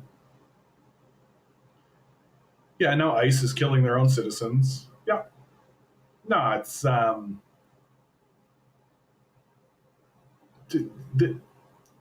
this is the true decline of the West, right? It's this sort of baby brainishness that we saw from this shoelaces person. Just this inability to grab hold of reality, the inability to shed your stupidity. There's a difference between like just a stupid person and somebody who is willfully stupid, right? And at this point, it is willful stupidity that we are experiencing an intentional stupidity. And that Cuba conversation is the perfect example of just somebody who is being intentionally stupid on purpose. And that's it. Like, that's the end of it. If you're going to be intentionally stupid on purpose and do intentionally stupid things on purpose, then play stupid games, win stupid prizes. And that's really like the core of the decline of the West. It just insists that it needs to make stupid decisions on purpose. Like what the Trump administration is doing with these threats of invading Greenland, with the kidnapping of Maduro, the threats to Canada and Mexico, and all this kind of stuff. It's willful stupidity. It's being stupid on purpose. It's not going to work. It's going to fail. You can cause a lot of action doing what the Trump administration is doing. Like, you can do a lot of stuff. You can move a lot of pieces, but it's destined to fail. Because as the generations go by, and as the people who did the thing die off and bequeath it to the next generation and then the next generation after them, eventually people start to realize this is requiring a lot more energy to maintain. And what is it for? What are we gaining? What are we gaining? What is this? Like, in many ways, this is why apartheid South Africa falls. This is why the Jim Crow laws finally fall, right? This is why the apartheid that was in America finally fell. Because it's exhausting to maintain. It's difficult. It's not an easy thing to maintain. And eventually new generations come in and they just look at the system as it is and think to themselves, I'm not participating in that. That seems fucking exhausting.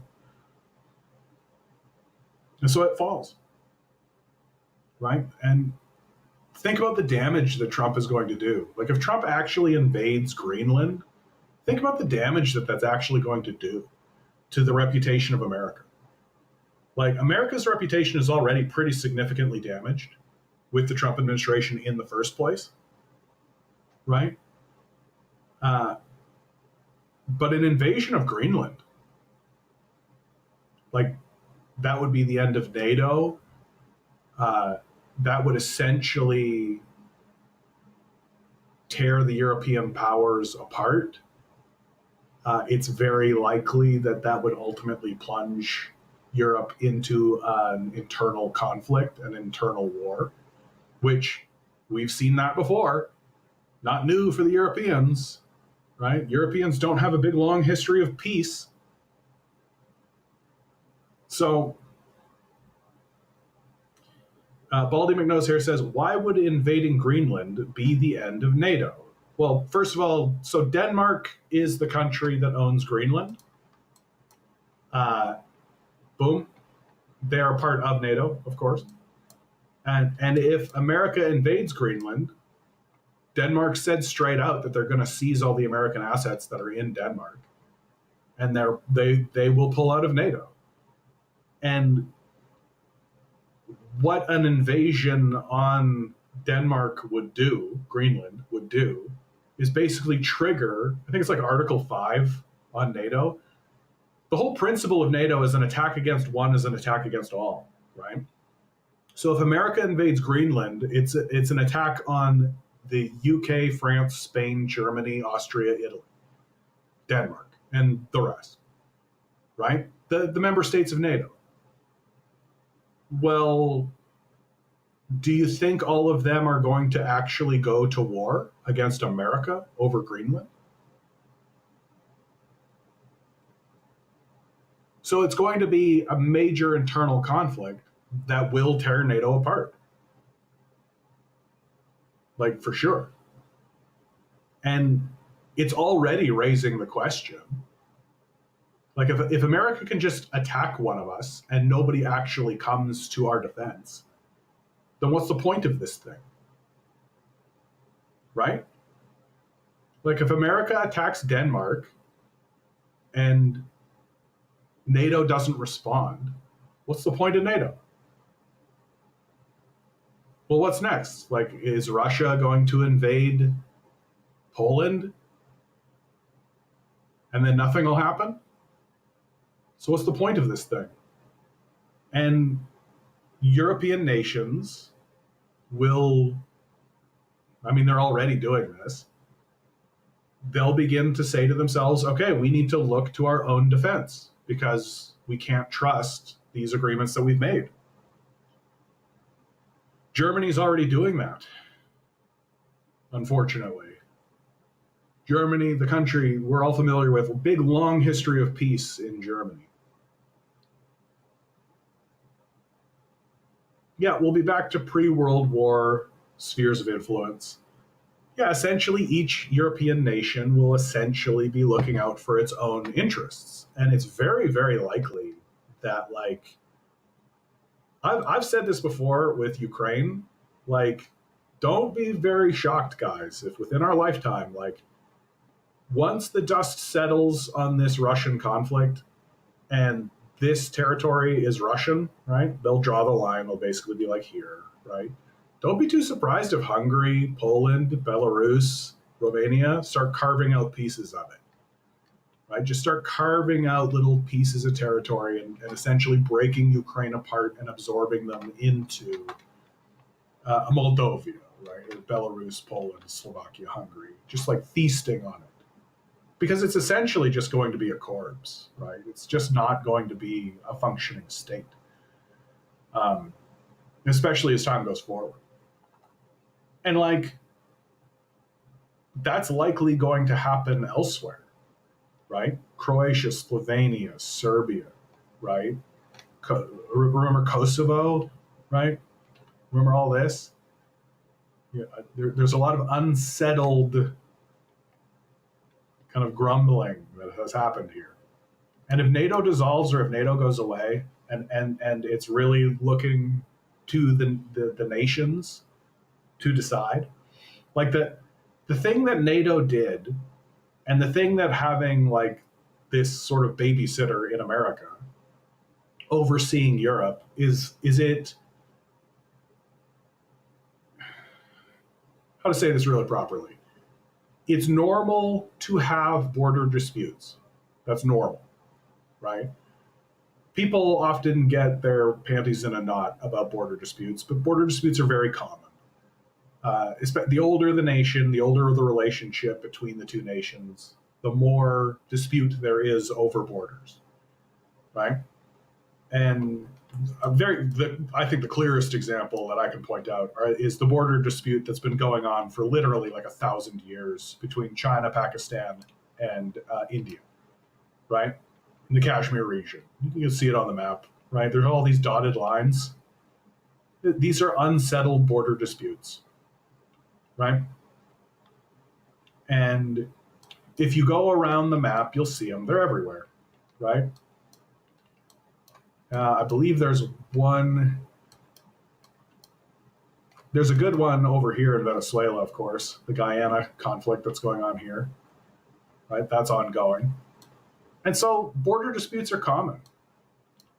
But when you have nations that are this small, and this, let's be honest, European, the warlike people that they are, right? The expansionists and the slavery that they like to commit, then border disputes become very serious, right? We're not talking about moving the line like 100 meters in a direction so we get access to the entrance of a coal mine. Like, we're talking about just absorbing Slovakia, right?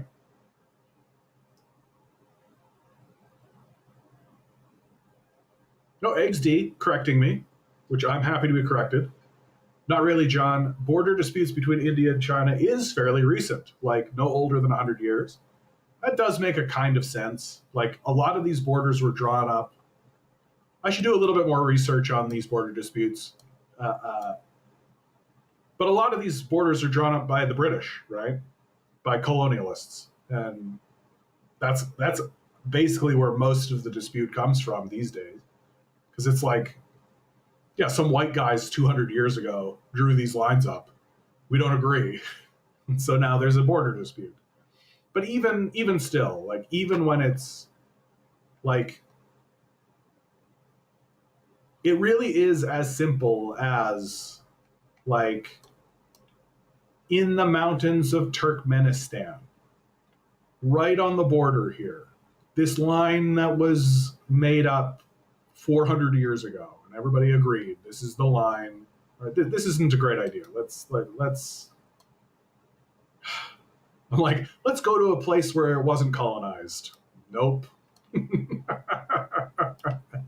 Here, right here, Russia, China, right? Russia, China, right? This line, right? This agreed upon line between Russia and China. Well, let's say that and of course there's a river, right? That's a good place to put a border. Okay, here's a great example. What if the river, as it's winding and as it's waning, right? What if the river changes? And eventually it cuts through here, and eventually it's like that. And this little piece of territory here, the border's no longer following the river, right? And then right here on this territory, this new thing, right? They find some, I don't know, tungsten, copper, right? And it's on the Chinese side of the river now that the river has changed, but it's on the Russian side of the border, which was made 400 years ago. And so the Chinese are like, nah, that should be our copper.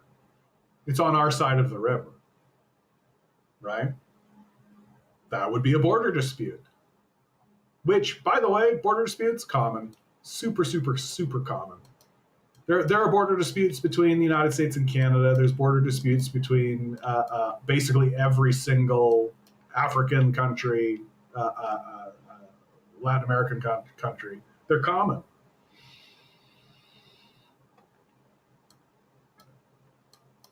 I forgot why I started talking about border disputes. Oh, yeah, right. Because in other nations, border disputes are seen as kind of just that. You could have like military scuffles and all this kind of stuff, but it's like, it'll be like pieces. Here's a good one. South Sudan and Sudan having a little border dispute right here, right? Europe doesn't roll that way. When Europe has a border dispute, it's like an all or nothing proposition, right? It's just this idea that we're going to take over your country and we're going to fuck you. They just have that. And like, how do you think Luxembourg survives, right? Do you think Slovenia survives for very long? Like, if I'm big on controlling the flow of goods in and out of China into Europe, you want to be controlling, like, because it goes, I believe it's Istanbul, and then I think it goes Sofia, right, up through this direction. So, like, taking over Bulgaria or Serbia, Romania, Hungary seems pretty important.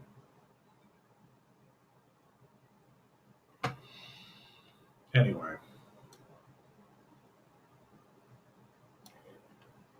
gods. And this chart here was something that I like really noticed and was like, oh, this is kind of how dumb this whole thing actually is with this invasion of Venezuela, right? Who are Venezuela's trading partners? In 2023, the United States was Venezuela's largest trading partner. This is from 2023, so it's a little bit old. China was its second largest, followed by Spain, right? They're doing 50% of the trade is being done to the United States. Only about 10% is happening to China. And then Spain is only like 2% less than that, or 1% less than that. So it's just like, like the Venezuelans are doing as much trade with China as they are with Spain, almost. Like this is the big threat. This is the big thing. They're doing $739 million worth of trade with China. And this is what we have to go to war for. This is what's important. We're gonna put like an aircraft carrier off the coast of Venezuela and like carpet bomb them and spend like $500 billion decimating their infrastructure and going to war for them to prevent less than $1 billion worth of trade. Are we seeing it? Are we seeing how goddamn stupid this is? Are we seeing how goddamn ridiculous this is? Are we seeing how childish this is? Right? Just like run the numbers. Do the math. How much money do you think the United States will spend going to war with Venezuela? Just like how much money did they spend going to war with Iraq and Afghanistan? Right? Well, what are they getting out of it? What are they getting out of it? They already do 50% of the trade of Venezuela. Venezuela sells their oil to the United States, sells their goods to the United States. So the US going in there, spending a fuck ton of money, blowing the place up to prevent what? Less than $1 billion worth of trade.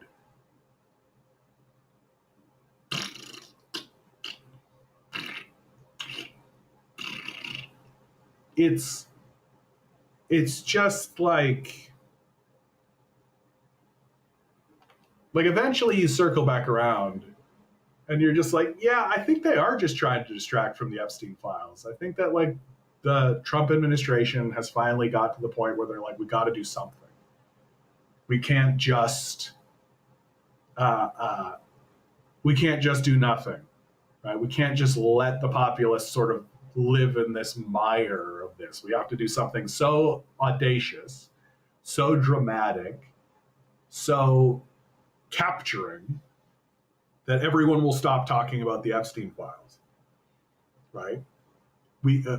Something big enough that we can justify pushing the Epstein narrative out of the news cycle completely. And we just need to keep that going, right? So, yeah, let's do a war with Greenland. I think we should go to Mexico, right? And everybody will be freaking out about that. But you know what they're not doing? They're not demanding to see the Epstein files to get a better sense of how deep down this pedophilic rabbit hole Donald Trump was and is. Like, because by the numbers, it doesn't make any sense. Like, if your argument is that we need to invade Venezuela to stop the Chinese from getting less than $1 billion worth of goods. Oh no. Oh no. Like $1 billion from the national perspective, from the nation state perspective, it's just like nothing. It's like a total drop in the bucket.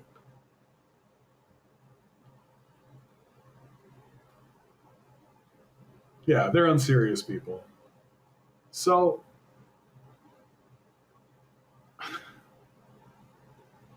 and we just kind of have to tolerate it. We just have to put up with how goofy it all is and the goofy people that are still supporting this. And that to me is the tough part about all this, is that it's all just so goddamn goofy. And yet everybody's taking it so seriously. And I just can't. I'm just like, I don't want to be a part of it at all. I just look at it, I'm just like, what in God's name are you even talking about? Yeah, peanut butter Beatrice, right? We gave $40 billion to Argentina without batting an eye. And we're going to go to war to stop $1 billion of trade with China? What? It doesn't make any sense. Not that we're actually preventing it, right? Like, we're not. The BRICS nations literally just run the blockade. And they're just like, whatever. You're not going to shoot at us. Like, you know what the consequences of that would be. Like, as much as this is the sort of unfortunate position that the Americans find themselves in. Not the unfortunate position, but the real position that the Americans find themselves in. China can literally just stop sending them goods. And America doesn't manufacture anything, doesn't make anything for itself, right? The relationship that America has with China is that we give them dollars and they give us goods. And China can turn that faucet off. It doesn't really want to, because China, I think, understands that this current relationship that they have with the United States is preferable to open warfare. And the United States has a long history of enacting open warfare.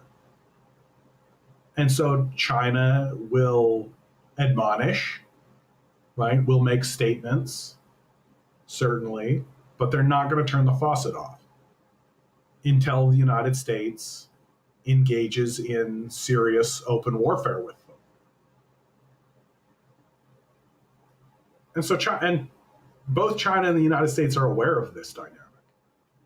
And like, can you imagine what would happen internally in the American empire if the goods stopped flowing?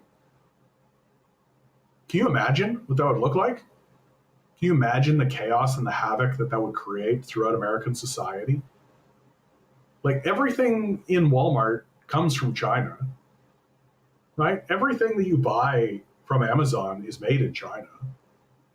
Like, suddenly you're going to be told, yeah, we're not going to do that.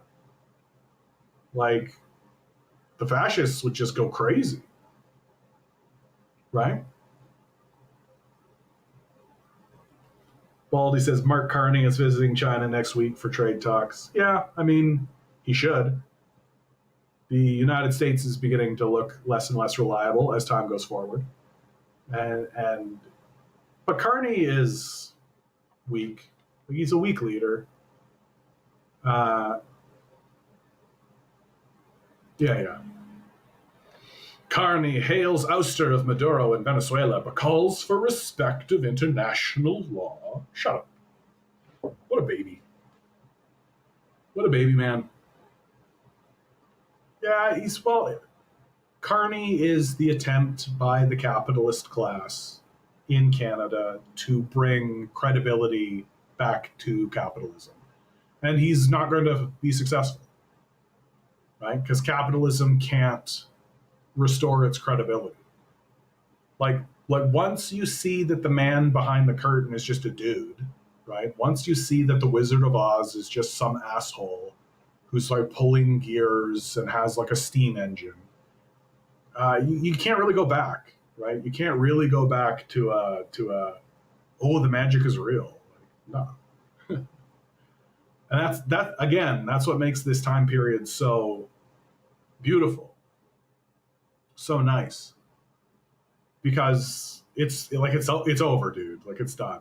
Like, the people who are still walking around pretending like capitalism has something good to offer uh, are like the last gasp of the boomers as they fade into dementia and death. And they're kids. That's it. Those are the only people who would actually be taken seriously, or who believe that capitalism should be taken seriously. Everybody else is like, yeah, it's a dumb idea. It doesn't work. It's a silly thought. Which is why the only way that the capitalists can defend their system anymore is just by falling into the denial of reality. Sanctions on a country don't matter. Okay, champ. There is no genocide in Gaza. Okay, champ.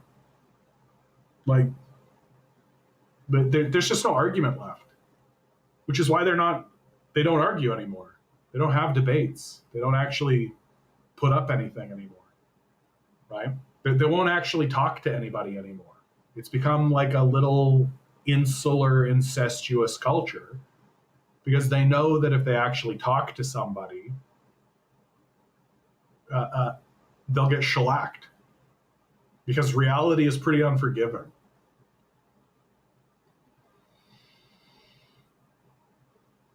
Though Pierre and many conservative Canadians congratulating Trump for kidnapping, oh yeah, Pierre, for kidnapping Maduro, like, shut up, traitors. Yeah.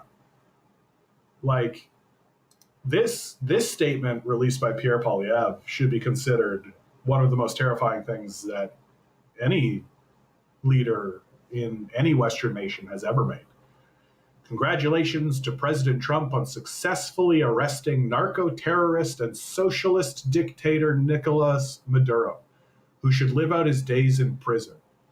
The legitimate winner of the most recent Venezuelan elections, Edmundo Gonzalez, should take office along with the courageous hero and voice of the Venezuelan people, Maria Corina Machado. Down with socialism. Long live freedom. Like,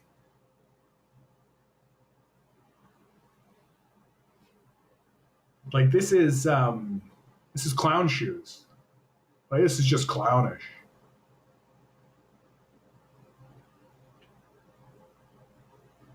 Generation Y me, hey, the world is fucked. How are y'all doing? Yeah, I feel fine. Like, I do. Like, Bitcoin Millhouse, I love that. Like,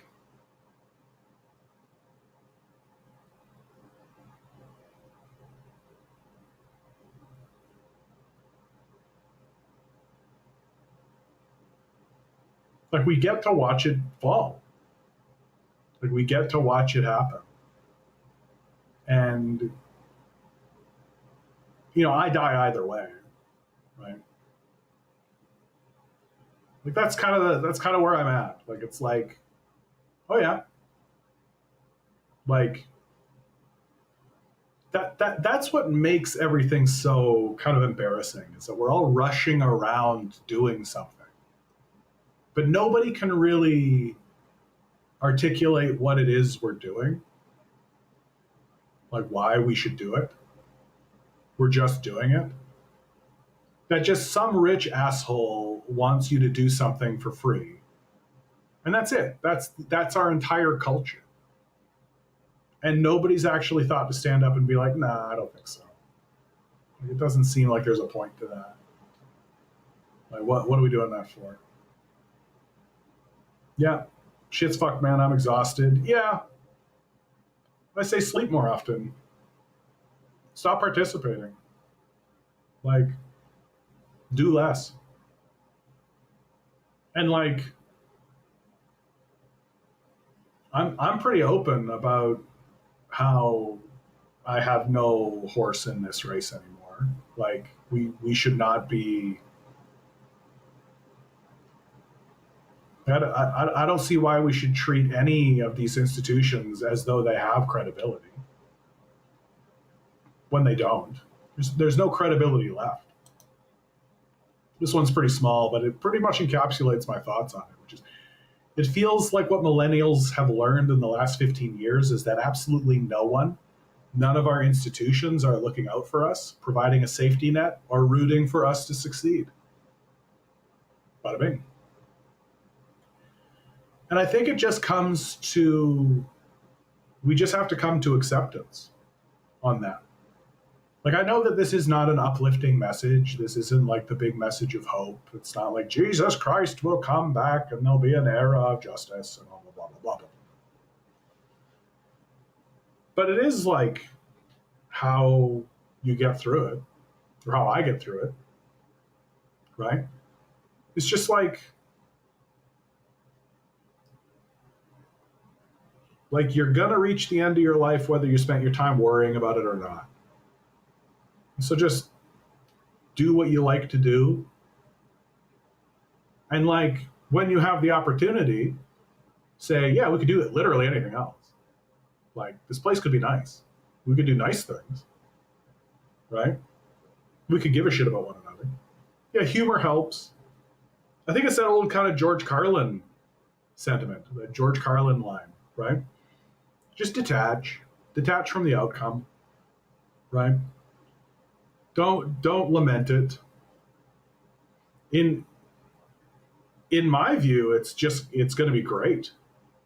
It's going to be great to watch these gigantic institutions completely shit the bed, right? Like, it's going to be great to see like all of these hedge funds, the AI, when the AI bubble finally pops. Oh boy, dude, that's going to be hilarious. Oh, that's going to be so funny. Like, it's so funny watching. Like, it's frustrating to deal with because it does infect things on the day to day, but it is really funny seeing systems that actually functioned and worked get shittier and stop working so well. It's just hilarious. Like, we're literally building things to be shitty on purpose, right? We're literally building things to be shitty on purpose, and we don't seem to care to stop doing that. Like, we are being intentionally stupid on purpose. Rotary Boys, learning about communism has been truly freeing for me, but at the same time, it's hard reality to swallow. Yeah, I mean, I think that everybody, this is going to get a bit esoteric, Rotary Boys, but welcome to my channel. We are all in a state of grieving. We are grieving the life we thought we'd live. We are grieving the life that we are grieving the country and the vision that we thought of our future and of our reality. Clear example I can give you from my own life, personal life. I really believed that we would come together as a people and actually confront climate change. Like, I believed that at the end of the day, reason would prevail, compassion would prevail, that we would actually say, okay, like these are our children we're talking about here. Like, we've got to do something about this, and we've got to do something meaningful. Nope, nope, we didn't do that.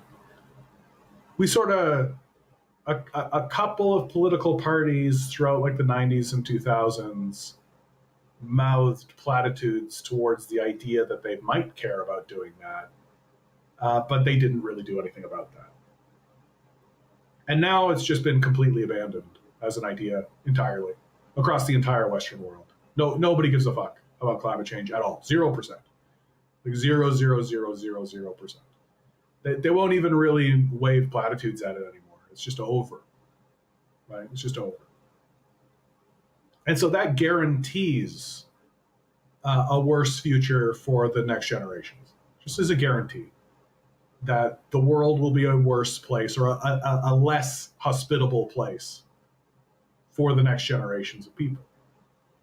And so we grieve that. There's grief to be had there. And you have to go through those stages, right? The stages of grief. And I've just come to acceptance, right? There's just this acceptance of like, oh, okay, we just didn't do it. And I also find myself grieving like when I was graduating from high school and going into university and graduating from university and all this, that the song that kind of captures the spirit of that moment for my generation is Hey Now You're an All-Star, right? Hey now you're an all-star, get your game on, let's go. And all that glitters is gold, only shooting stars break the mold. So it's just this idea that like sky's the limit, you can do whatever you want, hopes and dreams, right? And we were all sabotaged. Like it was a trap that even the people who were successful fell into a complete and total trap. In the United States, it's as blatant as it can be. It's just debt peonage forever. And so we grieve the loss of our youth. We grieve the loss of our lives.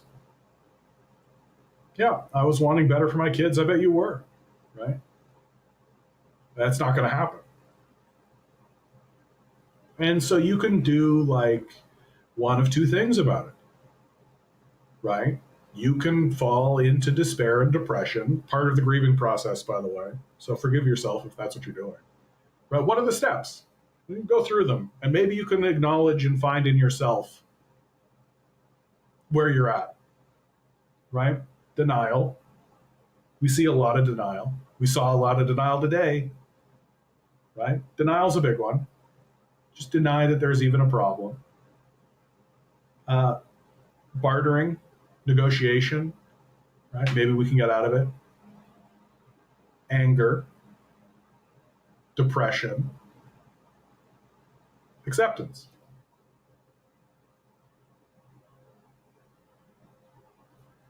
I mean, it's not linear. Like it's presented as if it's linear, but it isn't.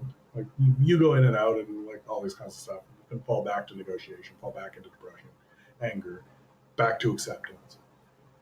And so my suggestion is just get to acceptance. Just get there faster.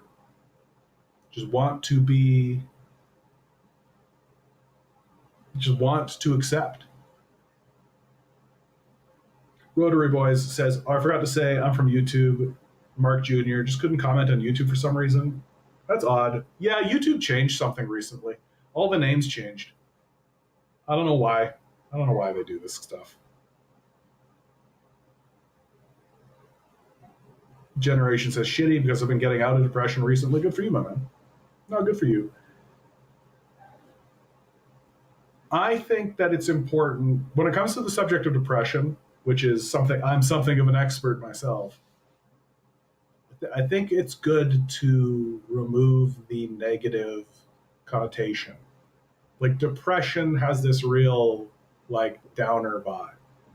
I much prefer the concept of compression, right? That what depression is doing is it's really forcing you to step back from the kind of curated or created reality that's in front of you.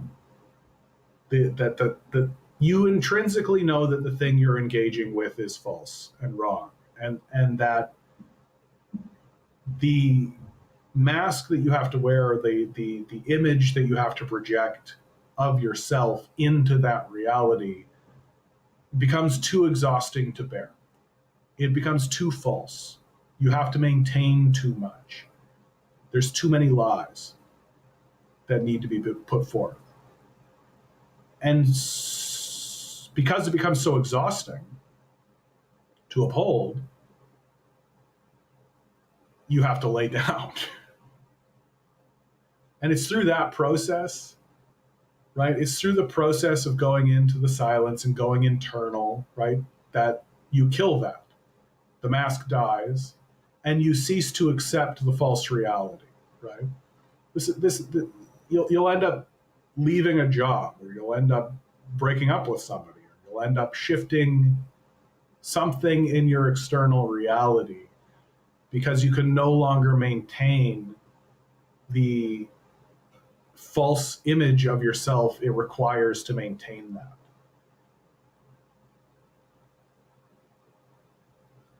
And if you understand how that process works, you can get through it a lot faster.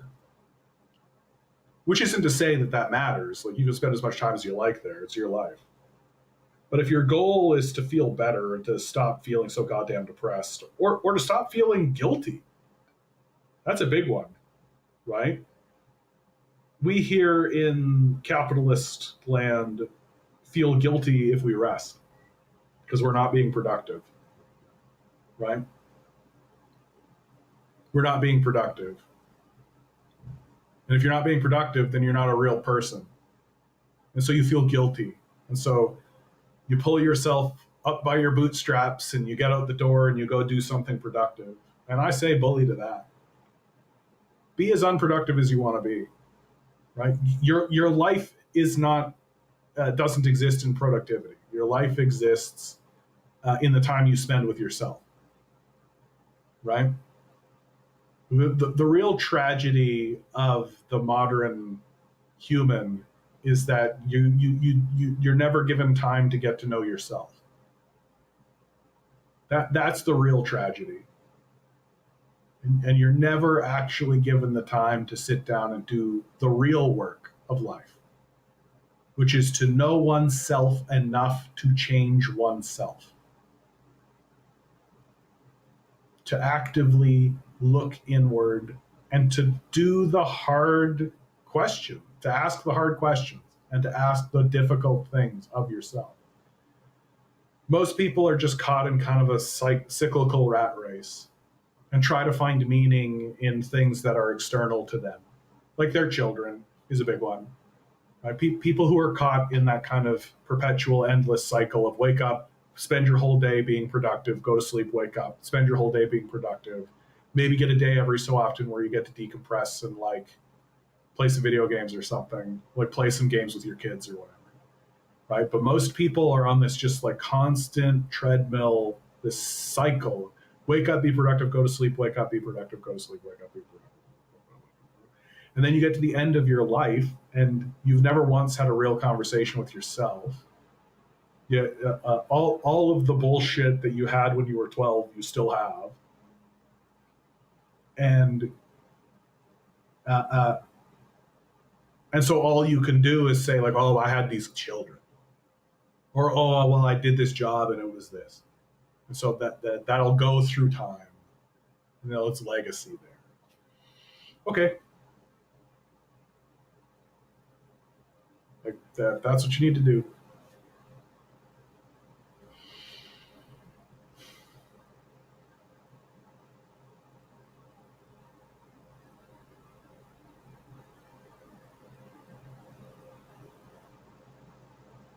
And to me, that's the biggest crime. That's the biggest sin that capitalism has done, is that it has robbed people of themselves. That you have to sacrifice yourself on this altar of corporate capitalism in order to survive, to just have base survival. And some people do it. I can't. I won't. Right? I am who I am. And if fascists think that that's uncouth, then good. Wonderful. And so be depressed. Waste more time. Give less time over to the machine that's crushing you. Like, it has no credibility any longer. Give up on it.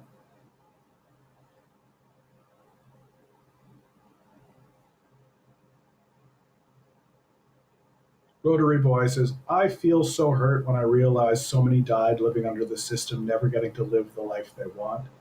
I fear I too will have this fate. Even stating that out loud means that you can go the next step, right? You don't need to live the life you think you should live. You don't need to live the narrative. You don't need to pay attention to what these capitalists think is the right thing to do. You can just look inside of yourself and say, who is this person that I live with? Who is this? What is this? What do I want? What do I really genuinely want? And if what you want is to just sit on a couch and watch The Lord of the Rings for the 53rd time, knock yourself out, my man. Go to fucking town. What is it that you want to do? Sincerely and really. Not what is the thing you think you should do. What is the thing that you think is expected of you? What is the thing that you think your parents would like? What is the thing that you think a potential mate would like? What is it that you think would make people like you? Or what? No. What is it, no matter how mundane, trivial, silly, or ridiculous you think it is, what is the thing that you would like to do with your time? And no one can tell you you can't. No one can tell you you can't. Especially now. Like, especially now.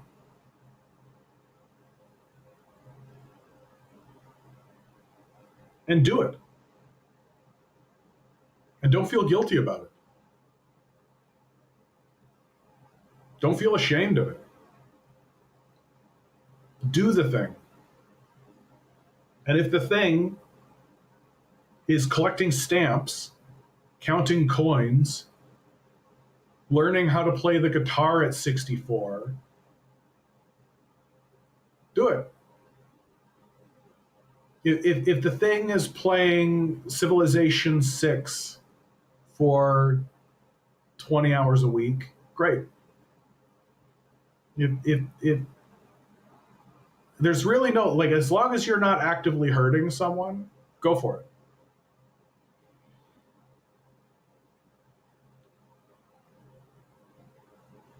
Rotary says, reading books I found has brought me more joy than anything aside from spending time with my family. How wonderful. How wonderful. What books have you been reading? What's a good book? Generation YB says, it's also shitty because I've been lucky lately. And got a job I don't mind. Like, I lucked into a rare position that fit me and everything. Good for you, bud. Like, I feel that way with what's happening in my life. It's just like things are just clicking together in a way that I can't explain. Like, it feels mystical what's happening to me right now. And there was a time in my life when I was like, I would kind of deny that or kind of just be like, oh, that's kind of a nonsense thing. But really, it feels that way. Like, maybe it isn't. Maybe it isn't, right? But it feels that way. It feels like there are forces beyond my comprehension that are looking out for me and just clicking things into place to just be like, yep, you're fine. You're fine, dude. Click, click, click, click, click. You're fine. Right? And all I had to do was just take the leap, look at these fucking fascists and say, nah, I'm not going to sacrifice myself for you. I'm not going to give over myself for your fucking Nazi bullshit. Fuck off.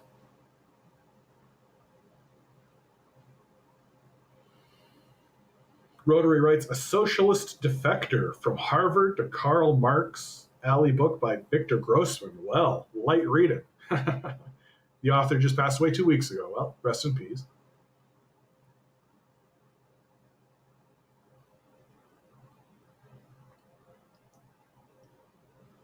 Yeah, and now there's this bullshit with America threatening everyone. I think it's really important to remember that this is how empires die, right?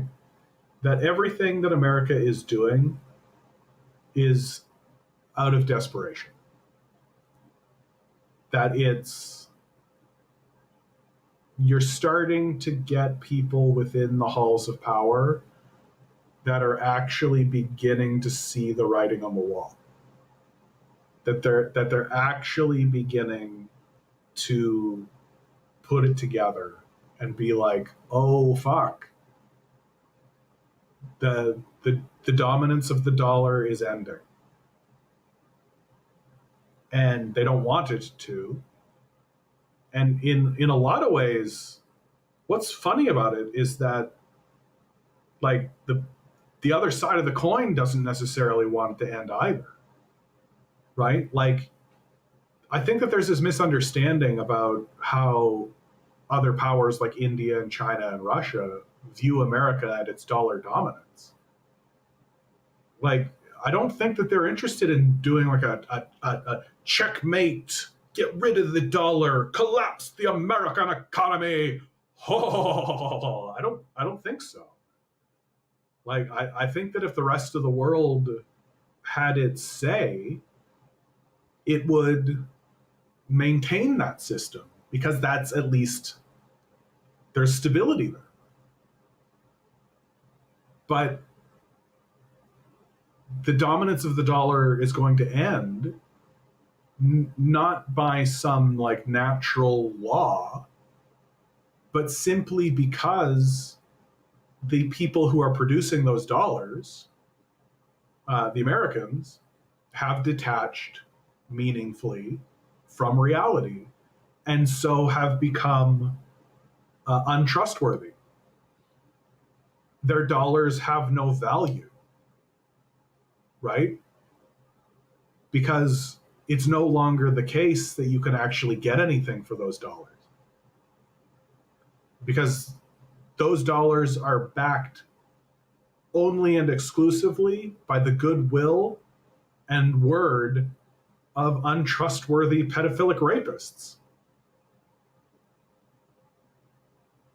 And so even though the other nations, China and Russia, they might not want to see the dollar die, but it is. Like, you might not want your grandfather to die. Tough shit. Tough shit. You might not want to see the dollar die. Tough shit. And so they're doing what they have to do to prepare. And there's going to be a moment. There's going to be a time when the rest of the world is just going to not accept dollars. They're just going to look at your dollars and just be like, I have plenty of toilet paper, thanks.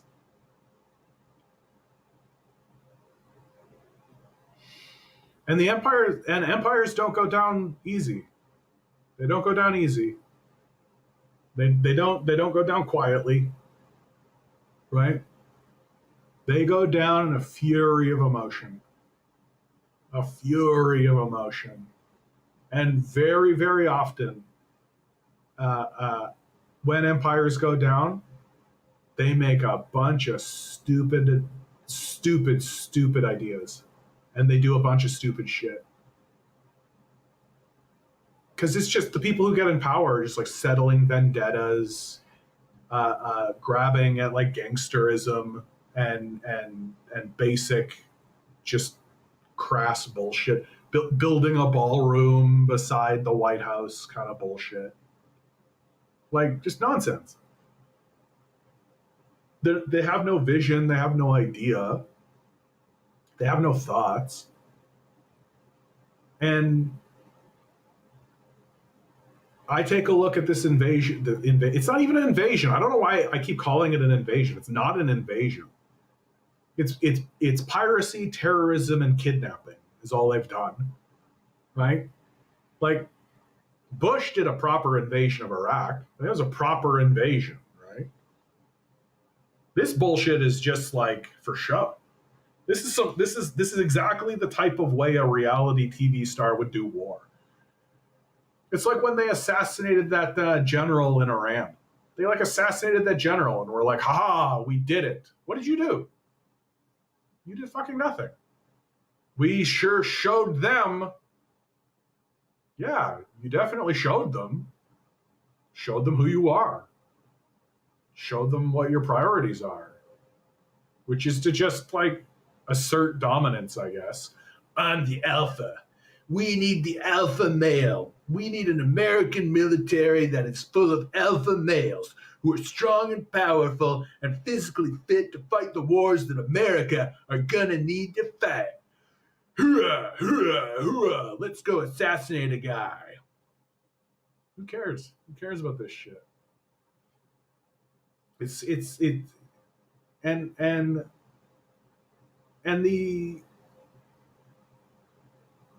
it's like people like Pete Hegseth who are demanding to be taken seriously.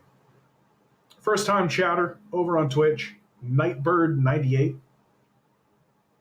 Not good having a mentally insane orange as president. Yeah, it makes your country lose a lot of credibility. Rotary writes, one thing I've been working on is letting go of my dependency for money. Yeah. What I mean is I don't count the days to my paycheck anymore. I don't look at my pay stub. I don't even care anymore. I set aside whatever I need for bills, and the rest I do whatever I want. Lately, I've been using money to donate to communities and people who I find deserve the support. I am finally learning to let go of the love and worship of money. Yeah, I think that's great. I think that's great. I hate looking at my bank account. I hate it. It's just like, and it wouldn't matter. It wouldn't matter if I had, like, it wouldn't matter if I had $0 in that bank account. It wouldn't matter if I had $1 million in the bank account. I hate looking at it. Oh, ugh. It just fills me with dread. Anytime I have to do like any kind of accounting, right, send out some invoices or do any kind of thing, I despise it. It's just, it's taking your humanity and distilling it into a number, right? It's the moment when I am least human. Generation Y me with a $10 donation, by the way. Thank you, my man. I really appreciate that. It makes me feel good when you guys donate money to me. Give me all your money. I don't stop worshiping your money. Give it away. Give it to me.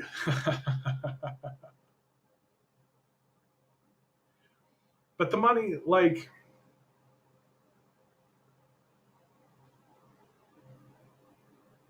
it's inherently dehumanizing. That we are not to be human, we are to be measured. Right?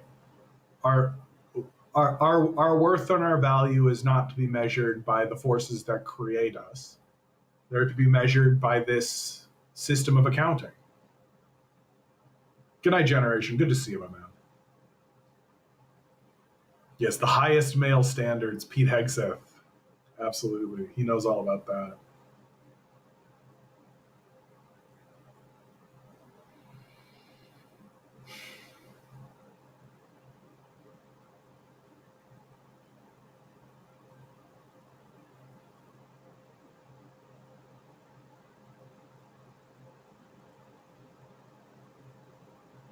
And all of this will pass. There will just come a time like, whatever happened to Elon Musk? You'll see that kind of shit. Remember Joe Rogan? Where's Joe Rogan now? It's not going to be that much longer, you know?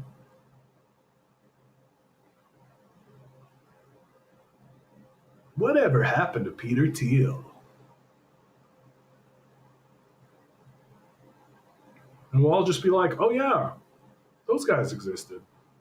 Those guys were important for a second. We all thought that those guys were somebody that we should listen to. Whatever happened to those guys? Then you'll hear some story about how they like fucked themselves up and did some stupid shit. Like my money is on just a ketamine overdose for Musk. Like just drowns in a pool or something. Freestyle skate with a $10 donation, solidarity forever.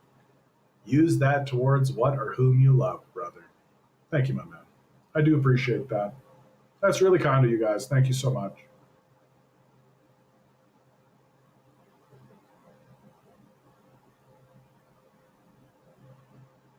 My birthday was yesterday, you know.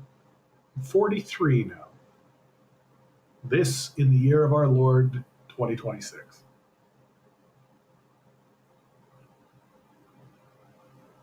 Starting to feel the age. The creaks and the cracks and the cricks. My hands are getting stiff. My index finger feels like it's perpetually sprained. My knee, my hip.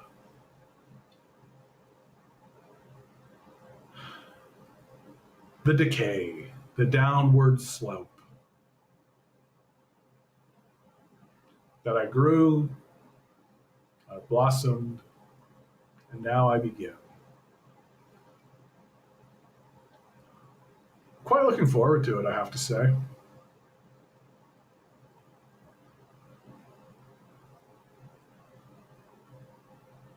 Oh, Swirling Dervish with a $5 donation. That's very kind of you.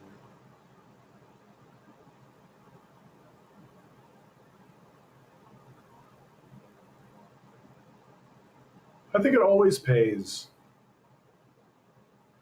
to remember that this is not our home.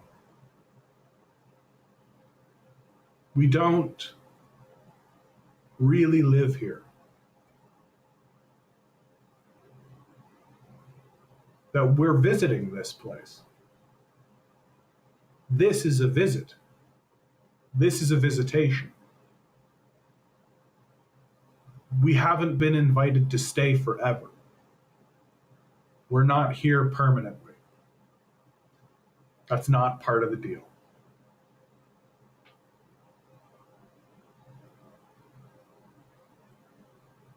And I feel like we forget that. I do.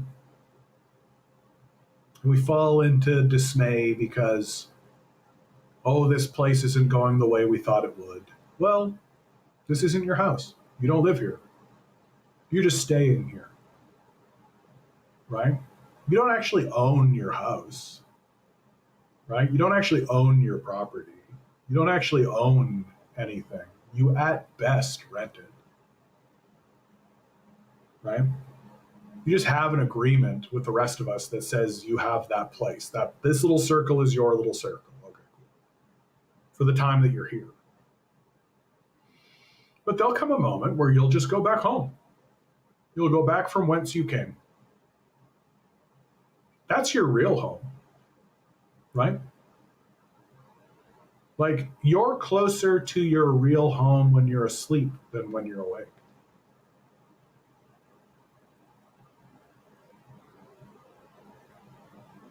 And I'm quite looking forward to it, I have to say.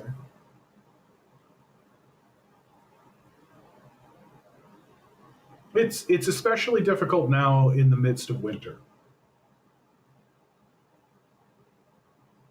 This was the first Christmas in a long, long, long time that I wasn't working at a retail job,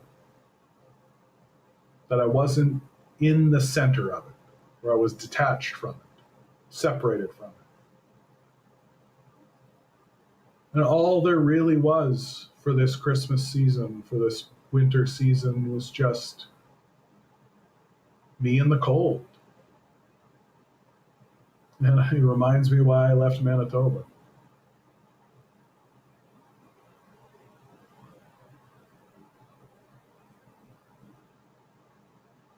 And now more than ever, I just think to myself, why are we doing this? Who is this benefiting? Is anybody enjoying this? What is it for?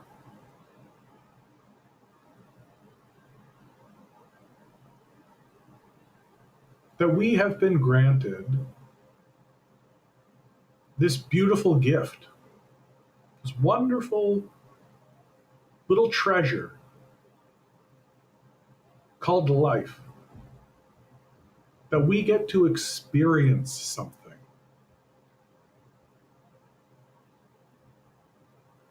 that we get to breathe, we get to eat, we get to shit, we get to fuck, we get to have emotions and feelings and thoughts and express those thoughts to one another and challenge one another and see the world in different ways and walk and climb hills and breathe and weep and cry and find our limitations and decay and die. And we get all of that. And that's the gift. And we're spending most of our time working at jobs we hate for people we don't know. That's what's so maddening about it, in my view, is that creation has bestowed upon us the uniqueness of having individuality. You are you, and you are the expert of you. No one can tell you anything about yourself. You know. You know you more than anyone. You are the master of you. You are the expert of you.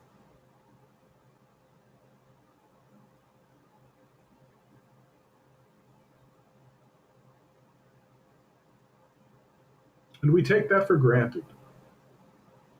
This treasure of being you. And we hand it over to some assholes who withhold food and shelter from us so that we'll do these petty chores that don't really need to be done.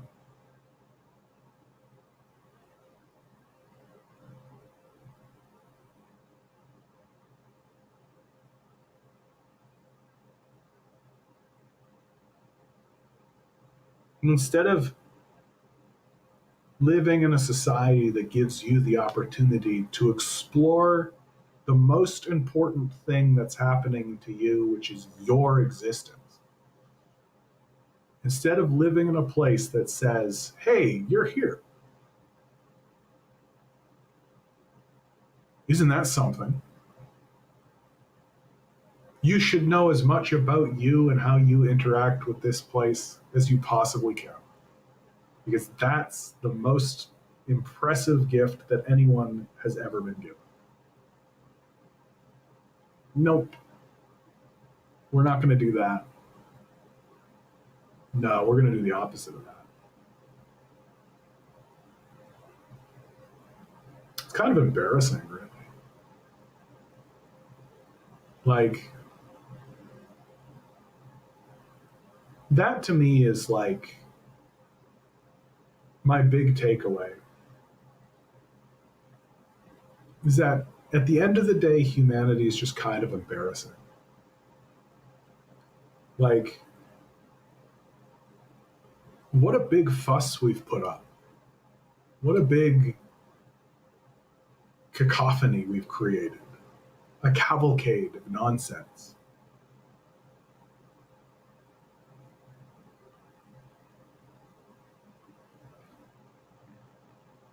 For what? And I look out at the other animals, the bears and the owls, the eagles, the groundhogs, the cockroaches, the worms, the fish, the whales, the jellyfish.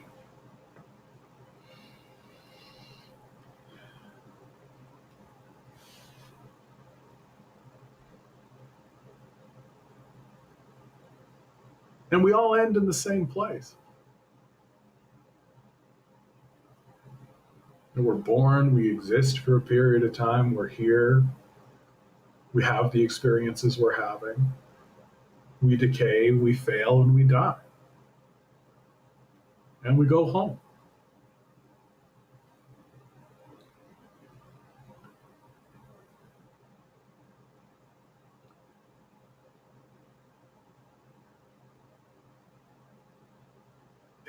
Yeah, Gamer Jams.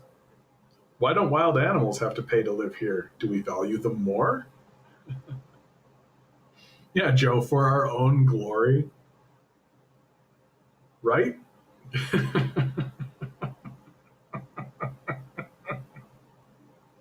Who gives a fuck about that? Near as I can tell, it's just so that you can have your name in a book that someone might read. Like how Trump puts his name on the side of buildings. So it'll be like, yeah, Trump. So that when they find the ruins, they'll be like, who was this Donald Trump?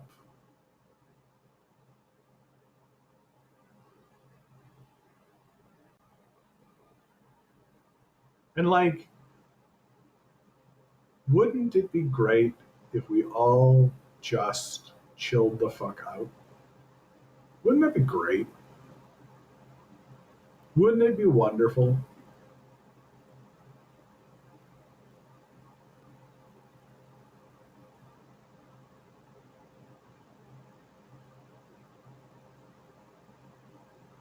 Like this place could be a true oasis. Like this place could be a true,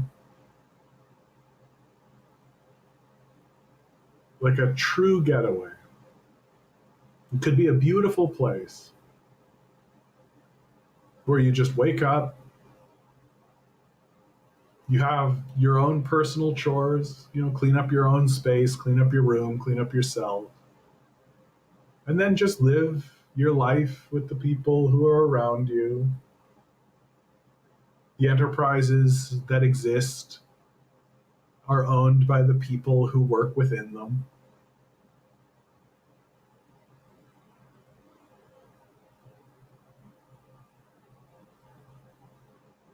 The society actually communicates with itself and enacts the will of the society, of the people who live within the society. Wouldn't that be nice? Wouldn't it be wonderful if we actually like talked it out? If we were actually like, maybe things would be better if everybody just had access to food and shelter. Maybe things would just be nicer.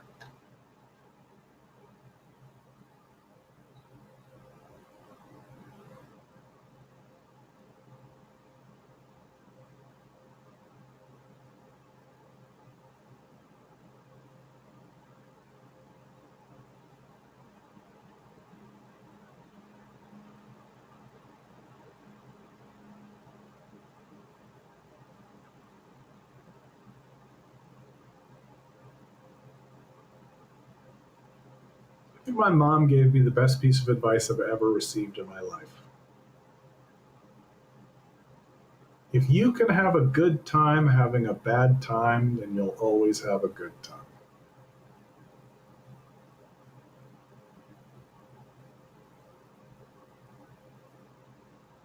And that's what I suggest for all of us. Have a good time having a bad time.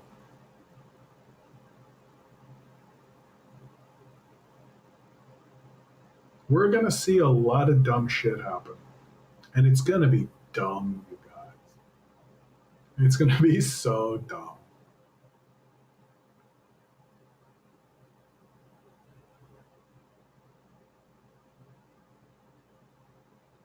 JTV writes, I'm certainly glad I made an effort to curb my depression. It's coming in handy. Good for you, man. Good for you. Always remember, though, depression is just you telling you that something's gone fuck you. That it's not working out. Picked the wrong time to quit sniffing glue, not gonna lie.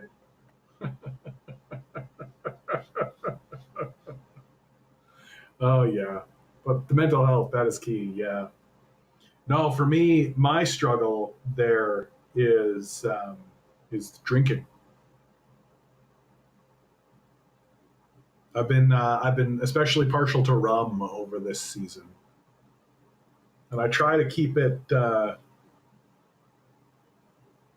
not constantly, right? Just every so often, get some rum, have some rum and coke, right? But that's if I could wave a magic wand and like get something out of my lifestyle for sure, it would just be no more drinking, no more drinking, no more drinking. I don't think it's going to happen. Like I think I've gotten to that point where it's like I know that if I have more than what I do now, then I'm in trouble.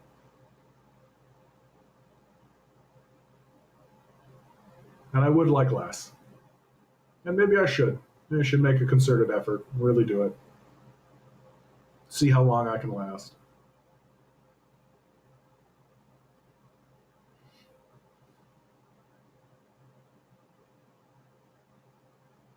But alcohol does something that no other drug does. Nothing I've found anyway. It just shuts this shit off. The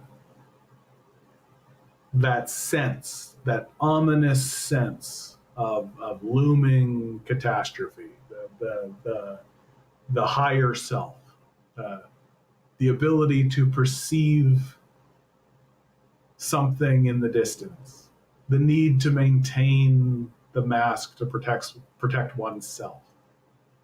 And alcohol just says, to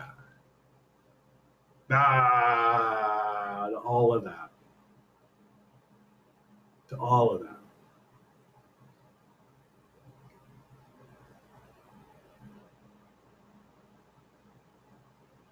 Gamer Jam's right. Something needs to happen soon. I fear it'll get worse. Oh, yeah, Gamer Jam. Like, it's going to get worse. Just ride it now, man. We just got to ride it. That's all there is to it.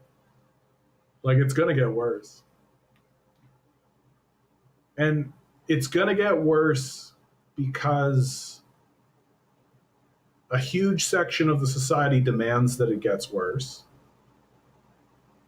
Another section of the society knows it's going to get worse, but is too cowardly to do anything to prevent it from getting worse.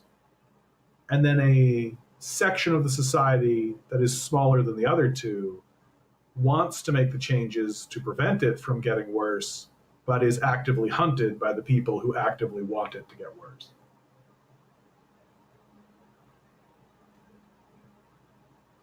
While the people who are too cowardly to do anything stand by and watch.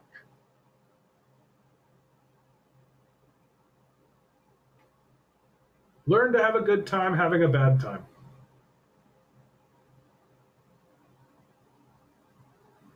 Embrace the things you want, reject the things you don't.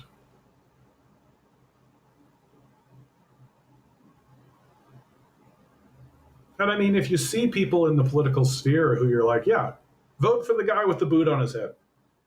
Vote for the person who's vote for the Mamdanis.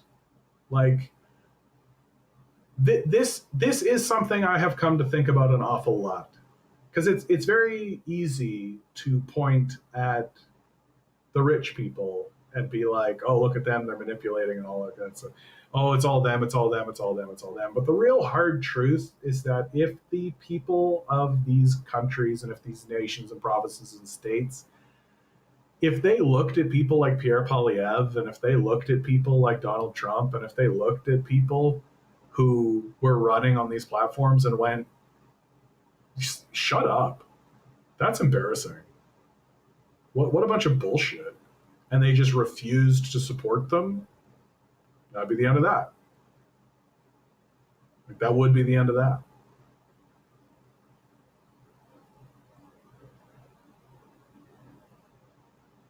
The trouble with what's going on in the West is that we have this true disconnection from our emotional or spiritual selves. True disconnection. Like, we actually think we have something figured out.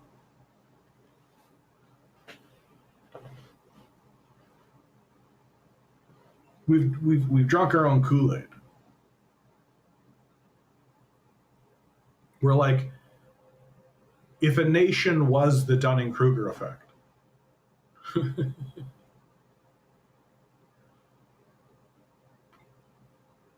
and the reason why our leaders are shitty is because we're kind of shitty. And we're going to pay a cost.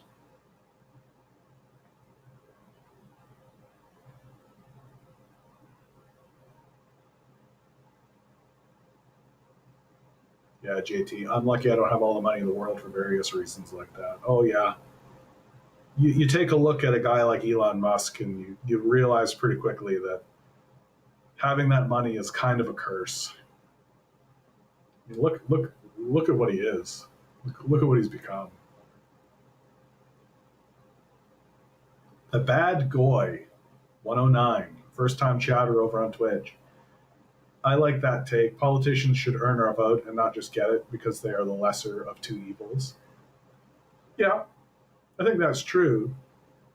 But really, like, look, the hard truth about the West, and this is the real hard pill to swallow, right? Is that the reason why fascism is gaining in prominence in our societies is because it's popular. Is because the people are fascists. Because when politicians present them with fascism, they say, yes, I will take the fascism, please. And when they're presented with the idea of a compassionate alternative, they call it woke or unrealistic, right?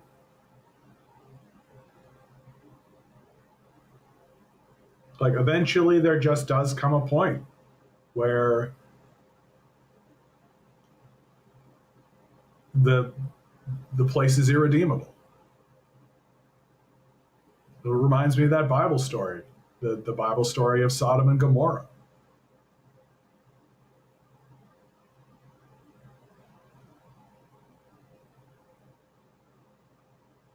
I think it was it Abraham? Was it Lot? Anyway. One of them was told, an angel showed up in front of, let's call him Lot. I forget the guy's name. An angel shows up in front of Lot and says, hey, that city down there, I'm going to burn that to the ground because the people there are irredeemable. But I'm going to give you the chance to go in there and pull your family out of there before I do it. And Lot goes, okay, whoa. Well, will you spare the city if I can find 50 good people, 50 righteous men? And the angel goes, sure. And then Locke goes, okay, well, what if it's only 40? And the angel goes, sure. And they go back and forth like this until finally Lot is like, if I can find 5 righteous people, will you spare the city? And the angel goes, sure. Because the angel knows there's not 5 righteous people in that city. And Lot discovers that himself when he finally goes to the city and pulls his family out of there. Because the people of the city gather around his household and demand he send his family out to be raped. And so they flee. And as they flee, fire falls from the heavens and destroys the city of Sodom and Gomorrah. We're kind of there. We're getting into that kind of place where we could redeem ourselves, but we don't want to. We don't want to. We want to go to war. We want to antagonize one another. We want to demonize basic human behavior. We want to insult and cajole and mock and ridicule and enslave and dominate. We want that. We enjoy that. There's something inside of us, especially as white Westerners, that are just like, yes, please, fascism, absolutely. And I don't think we recover.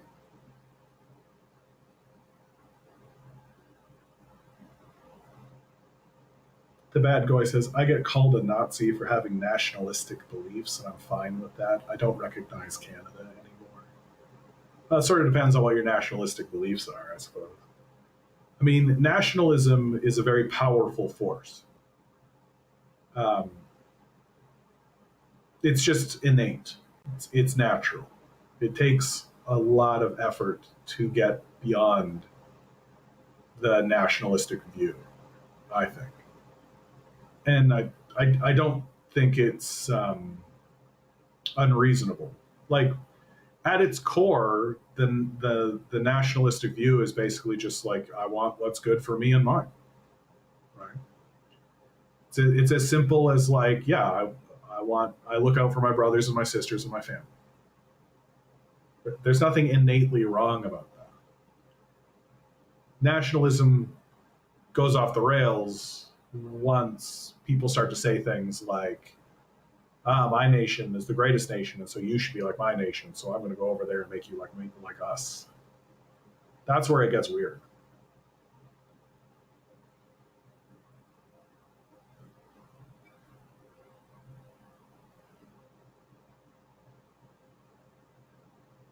Places like Canada and the United States, it's important to remember, right? Like these what we call countries haven't really existed for that long. They've only really snapped up in form right like this right now, right? They've just been like, and and here they are for just like a pristine little moment. And while they're here, they go snap up, and then they just go around the whole world, right? And then it'll all swirl back around and come back to the center, and then that'll go, and it'll start to fracture and break apart and do its own stuff. Like, there's been almost no history here, right? Like, the history of North America is a genocidal ethnic cleansing by the European nations, just across in a very, very short period of time, right? A crystallization of like those borders. But essentially, our entire culture is just stolen from everybody else's cultures. Like rock and roll, we just stole from black people.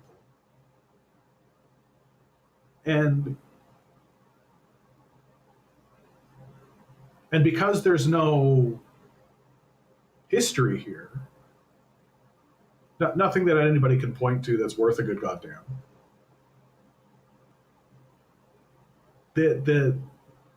eventually there just comes a generation of people who look at the idea of Canada or the idea of America and they think to themselves, what the fuck is that? Who cares? What's that doing for me? Who cares about what this White House is? Who gives a shit about these founding fathers? Who cares? Some old white slavers who died a long time ago, who I'll never meet, whose documents are fucked up and weird. Like this sacred constitution literally says rich people can have a standing army. How about no?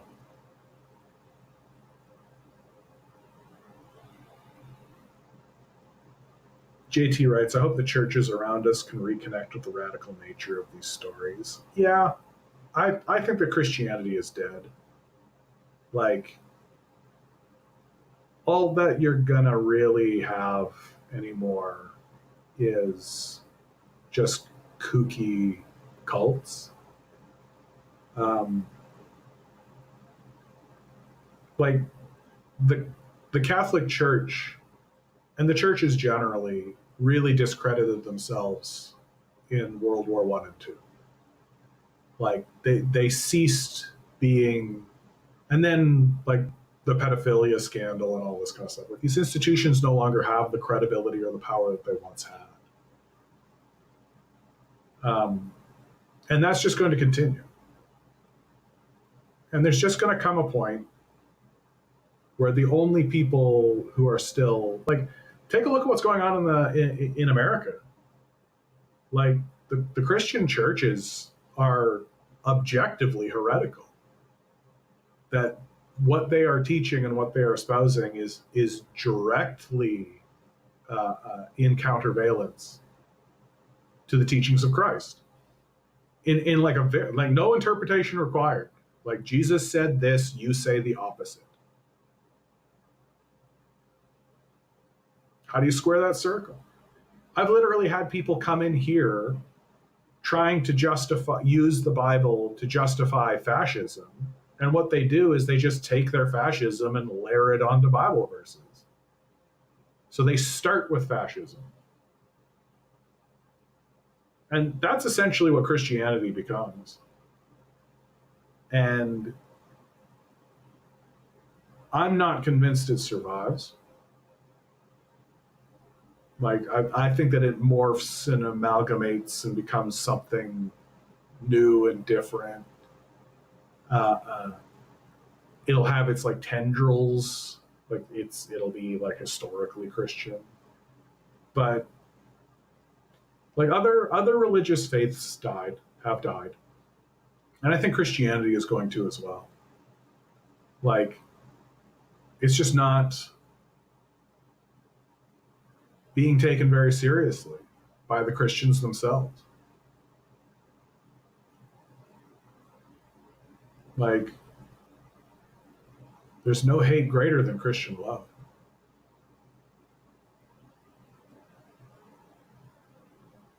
JT says the Jesuit branches of Abrahamic religion have been so tied to imperialism and nothing indigenous it feels. I don't know if it has any honest roots like the others.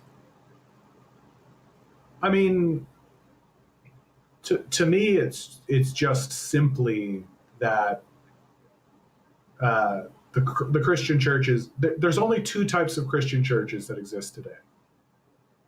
The straight up heretical churches, which are the most popular ones, right? The mega churches and the ones that are like money is God, and the more money you have, the more holy you are. It's just straight up heresy, something a demon would do, and that's the majority of them. And then you have another smaller segment of the Christian churches, which are just like cowardly, feel good, like kumbaya, fuck around places. And there's like a small smattering of them that are actually like, we have a mandate to help homeless people. We should help homeless people, right? You do have like a tiny little bit of that does actually happen. But the overwhelming majority are just these grotesque, ridiculous, like demonic expressions of self exaltation that, like, Christ would literally grab a whip and beat you out of the building. Like,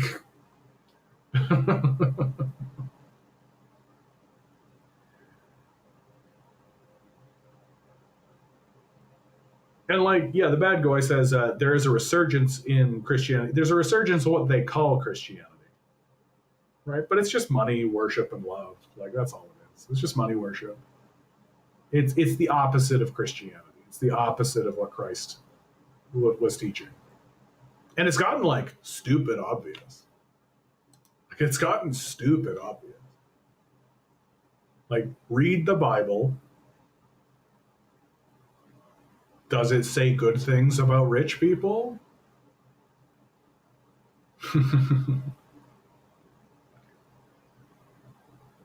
Well, I think we've reached the end of this one, guys. Always remember, each and every one of you is a quantum being walking around in quantum energy. These billionaires are doing everything they can. They're spending hundreds of billions of dollars to make sure you never realize it. And you'll just stay the good little cog in their machine that they need you to be.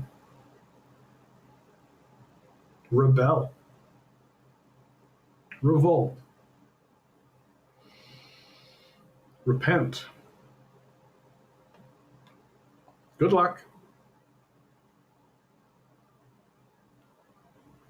Yeah, we're going to need it.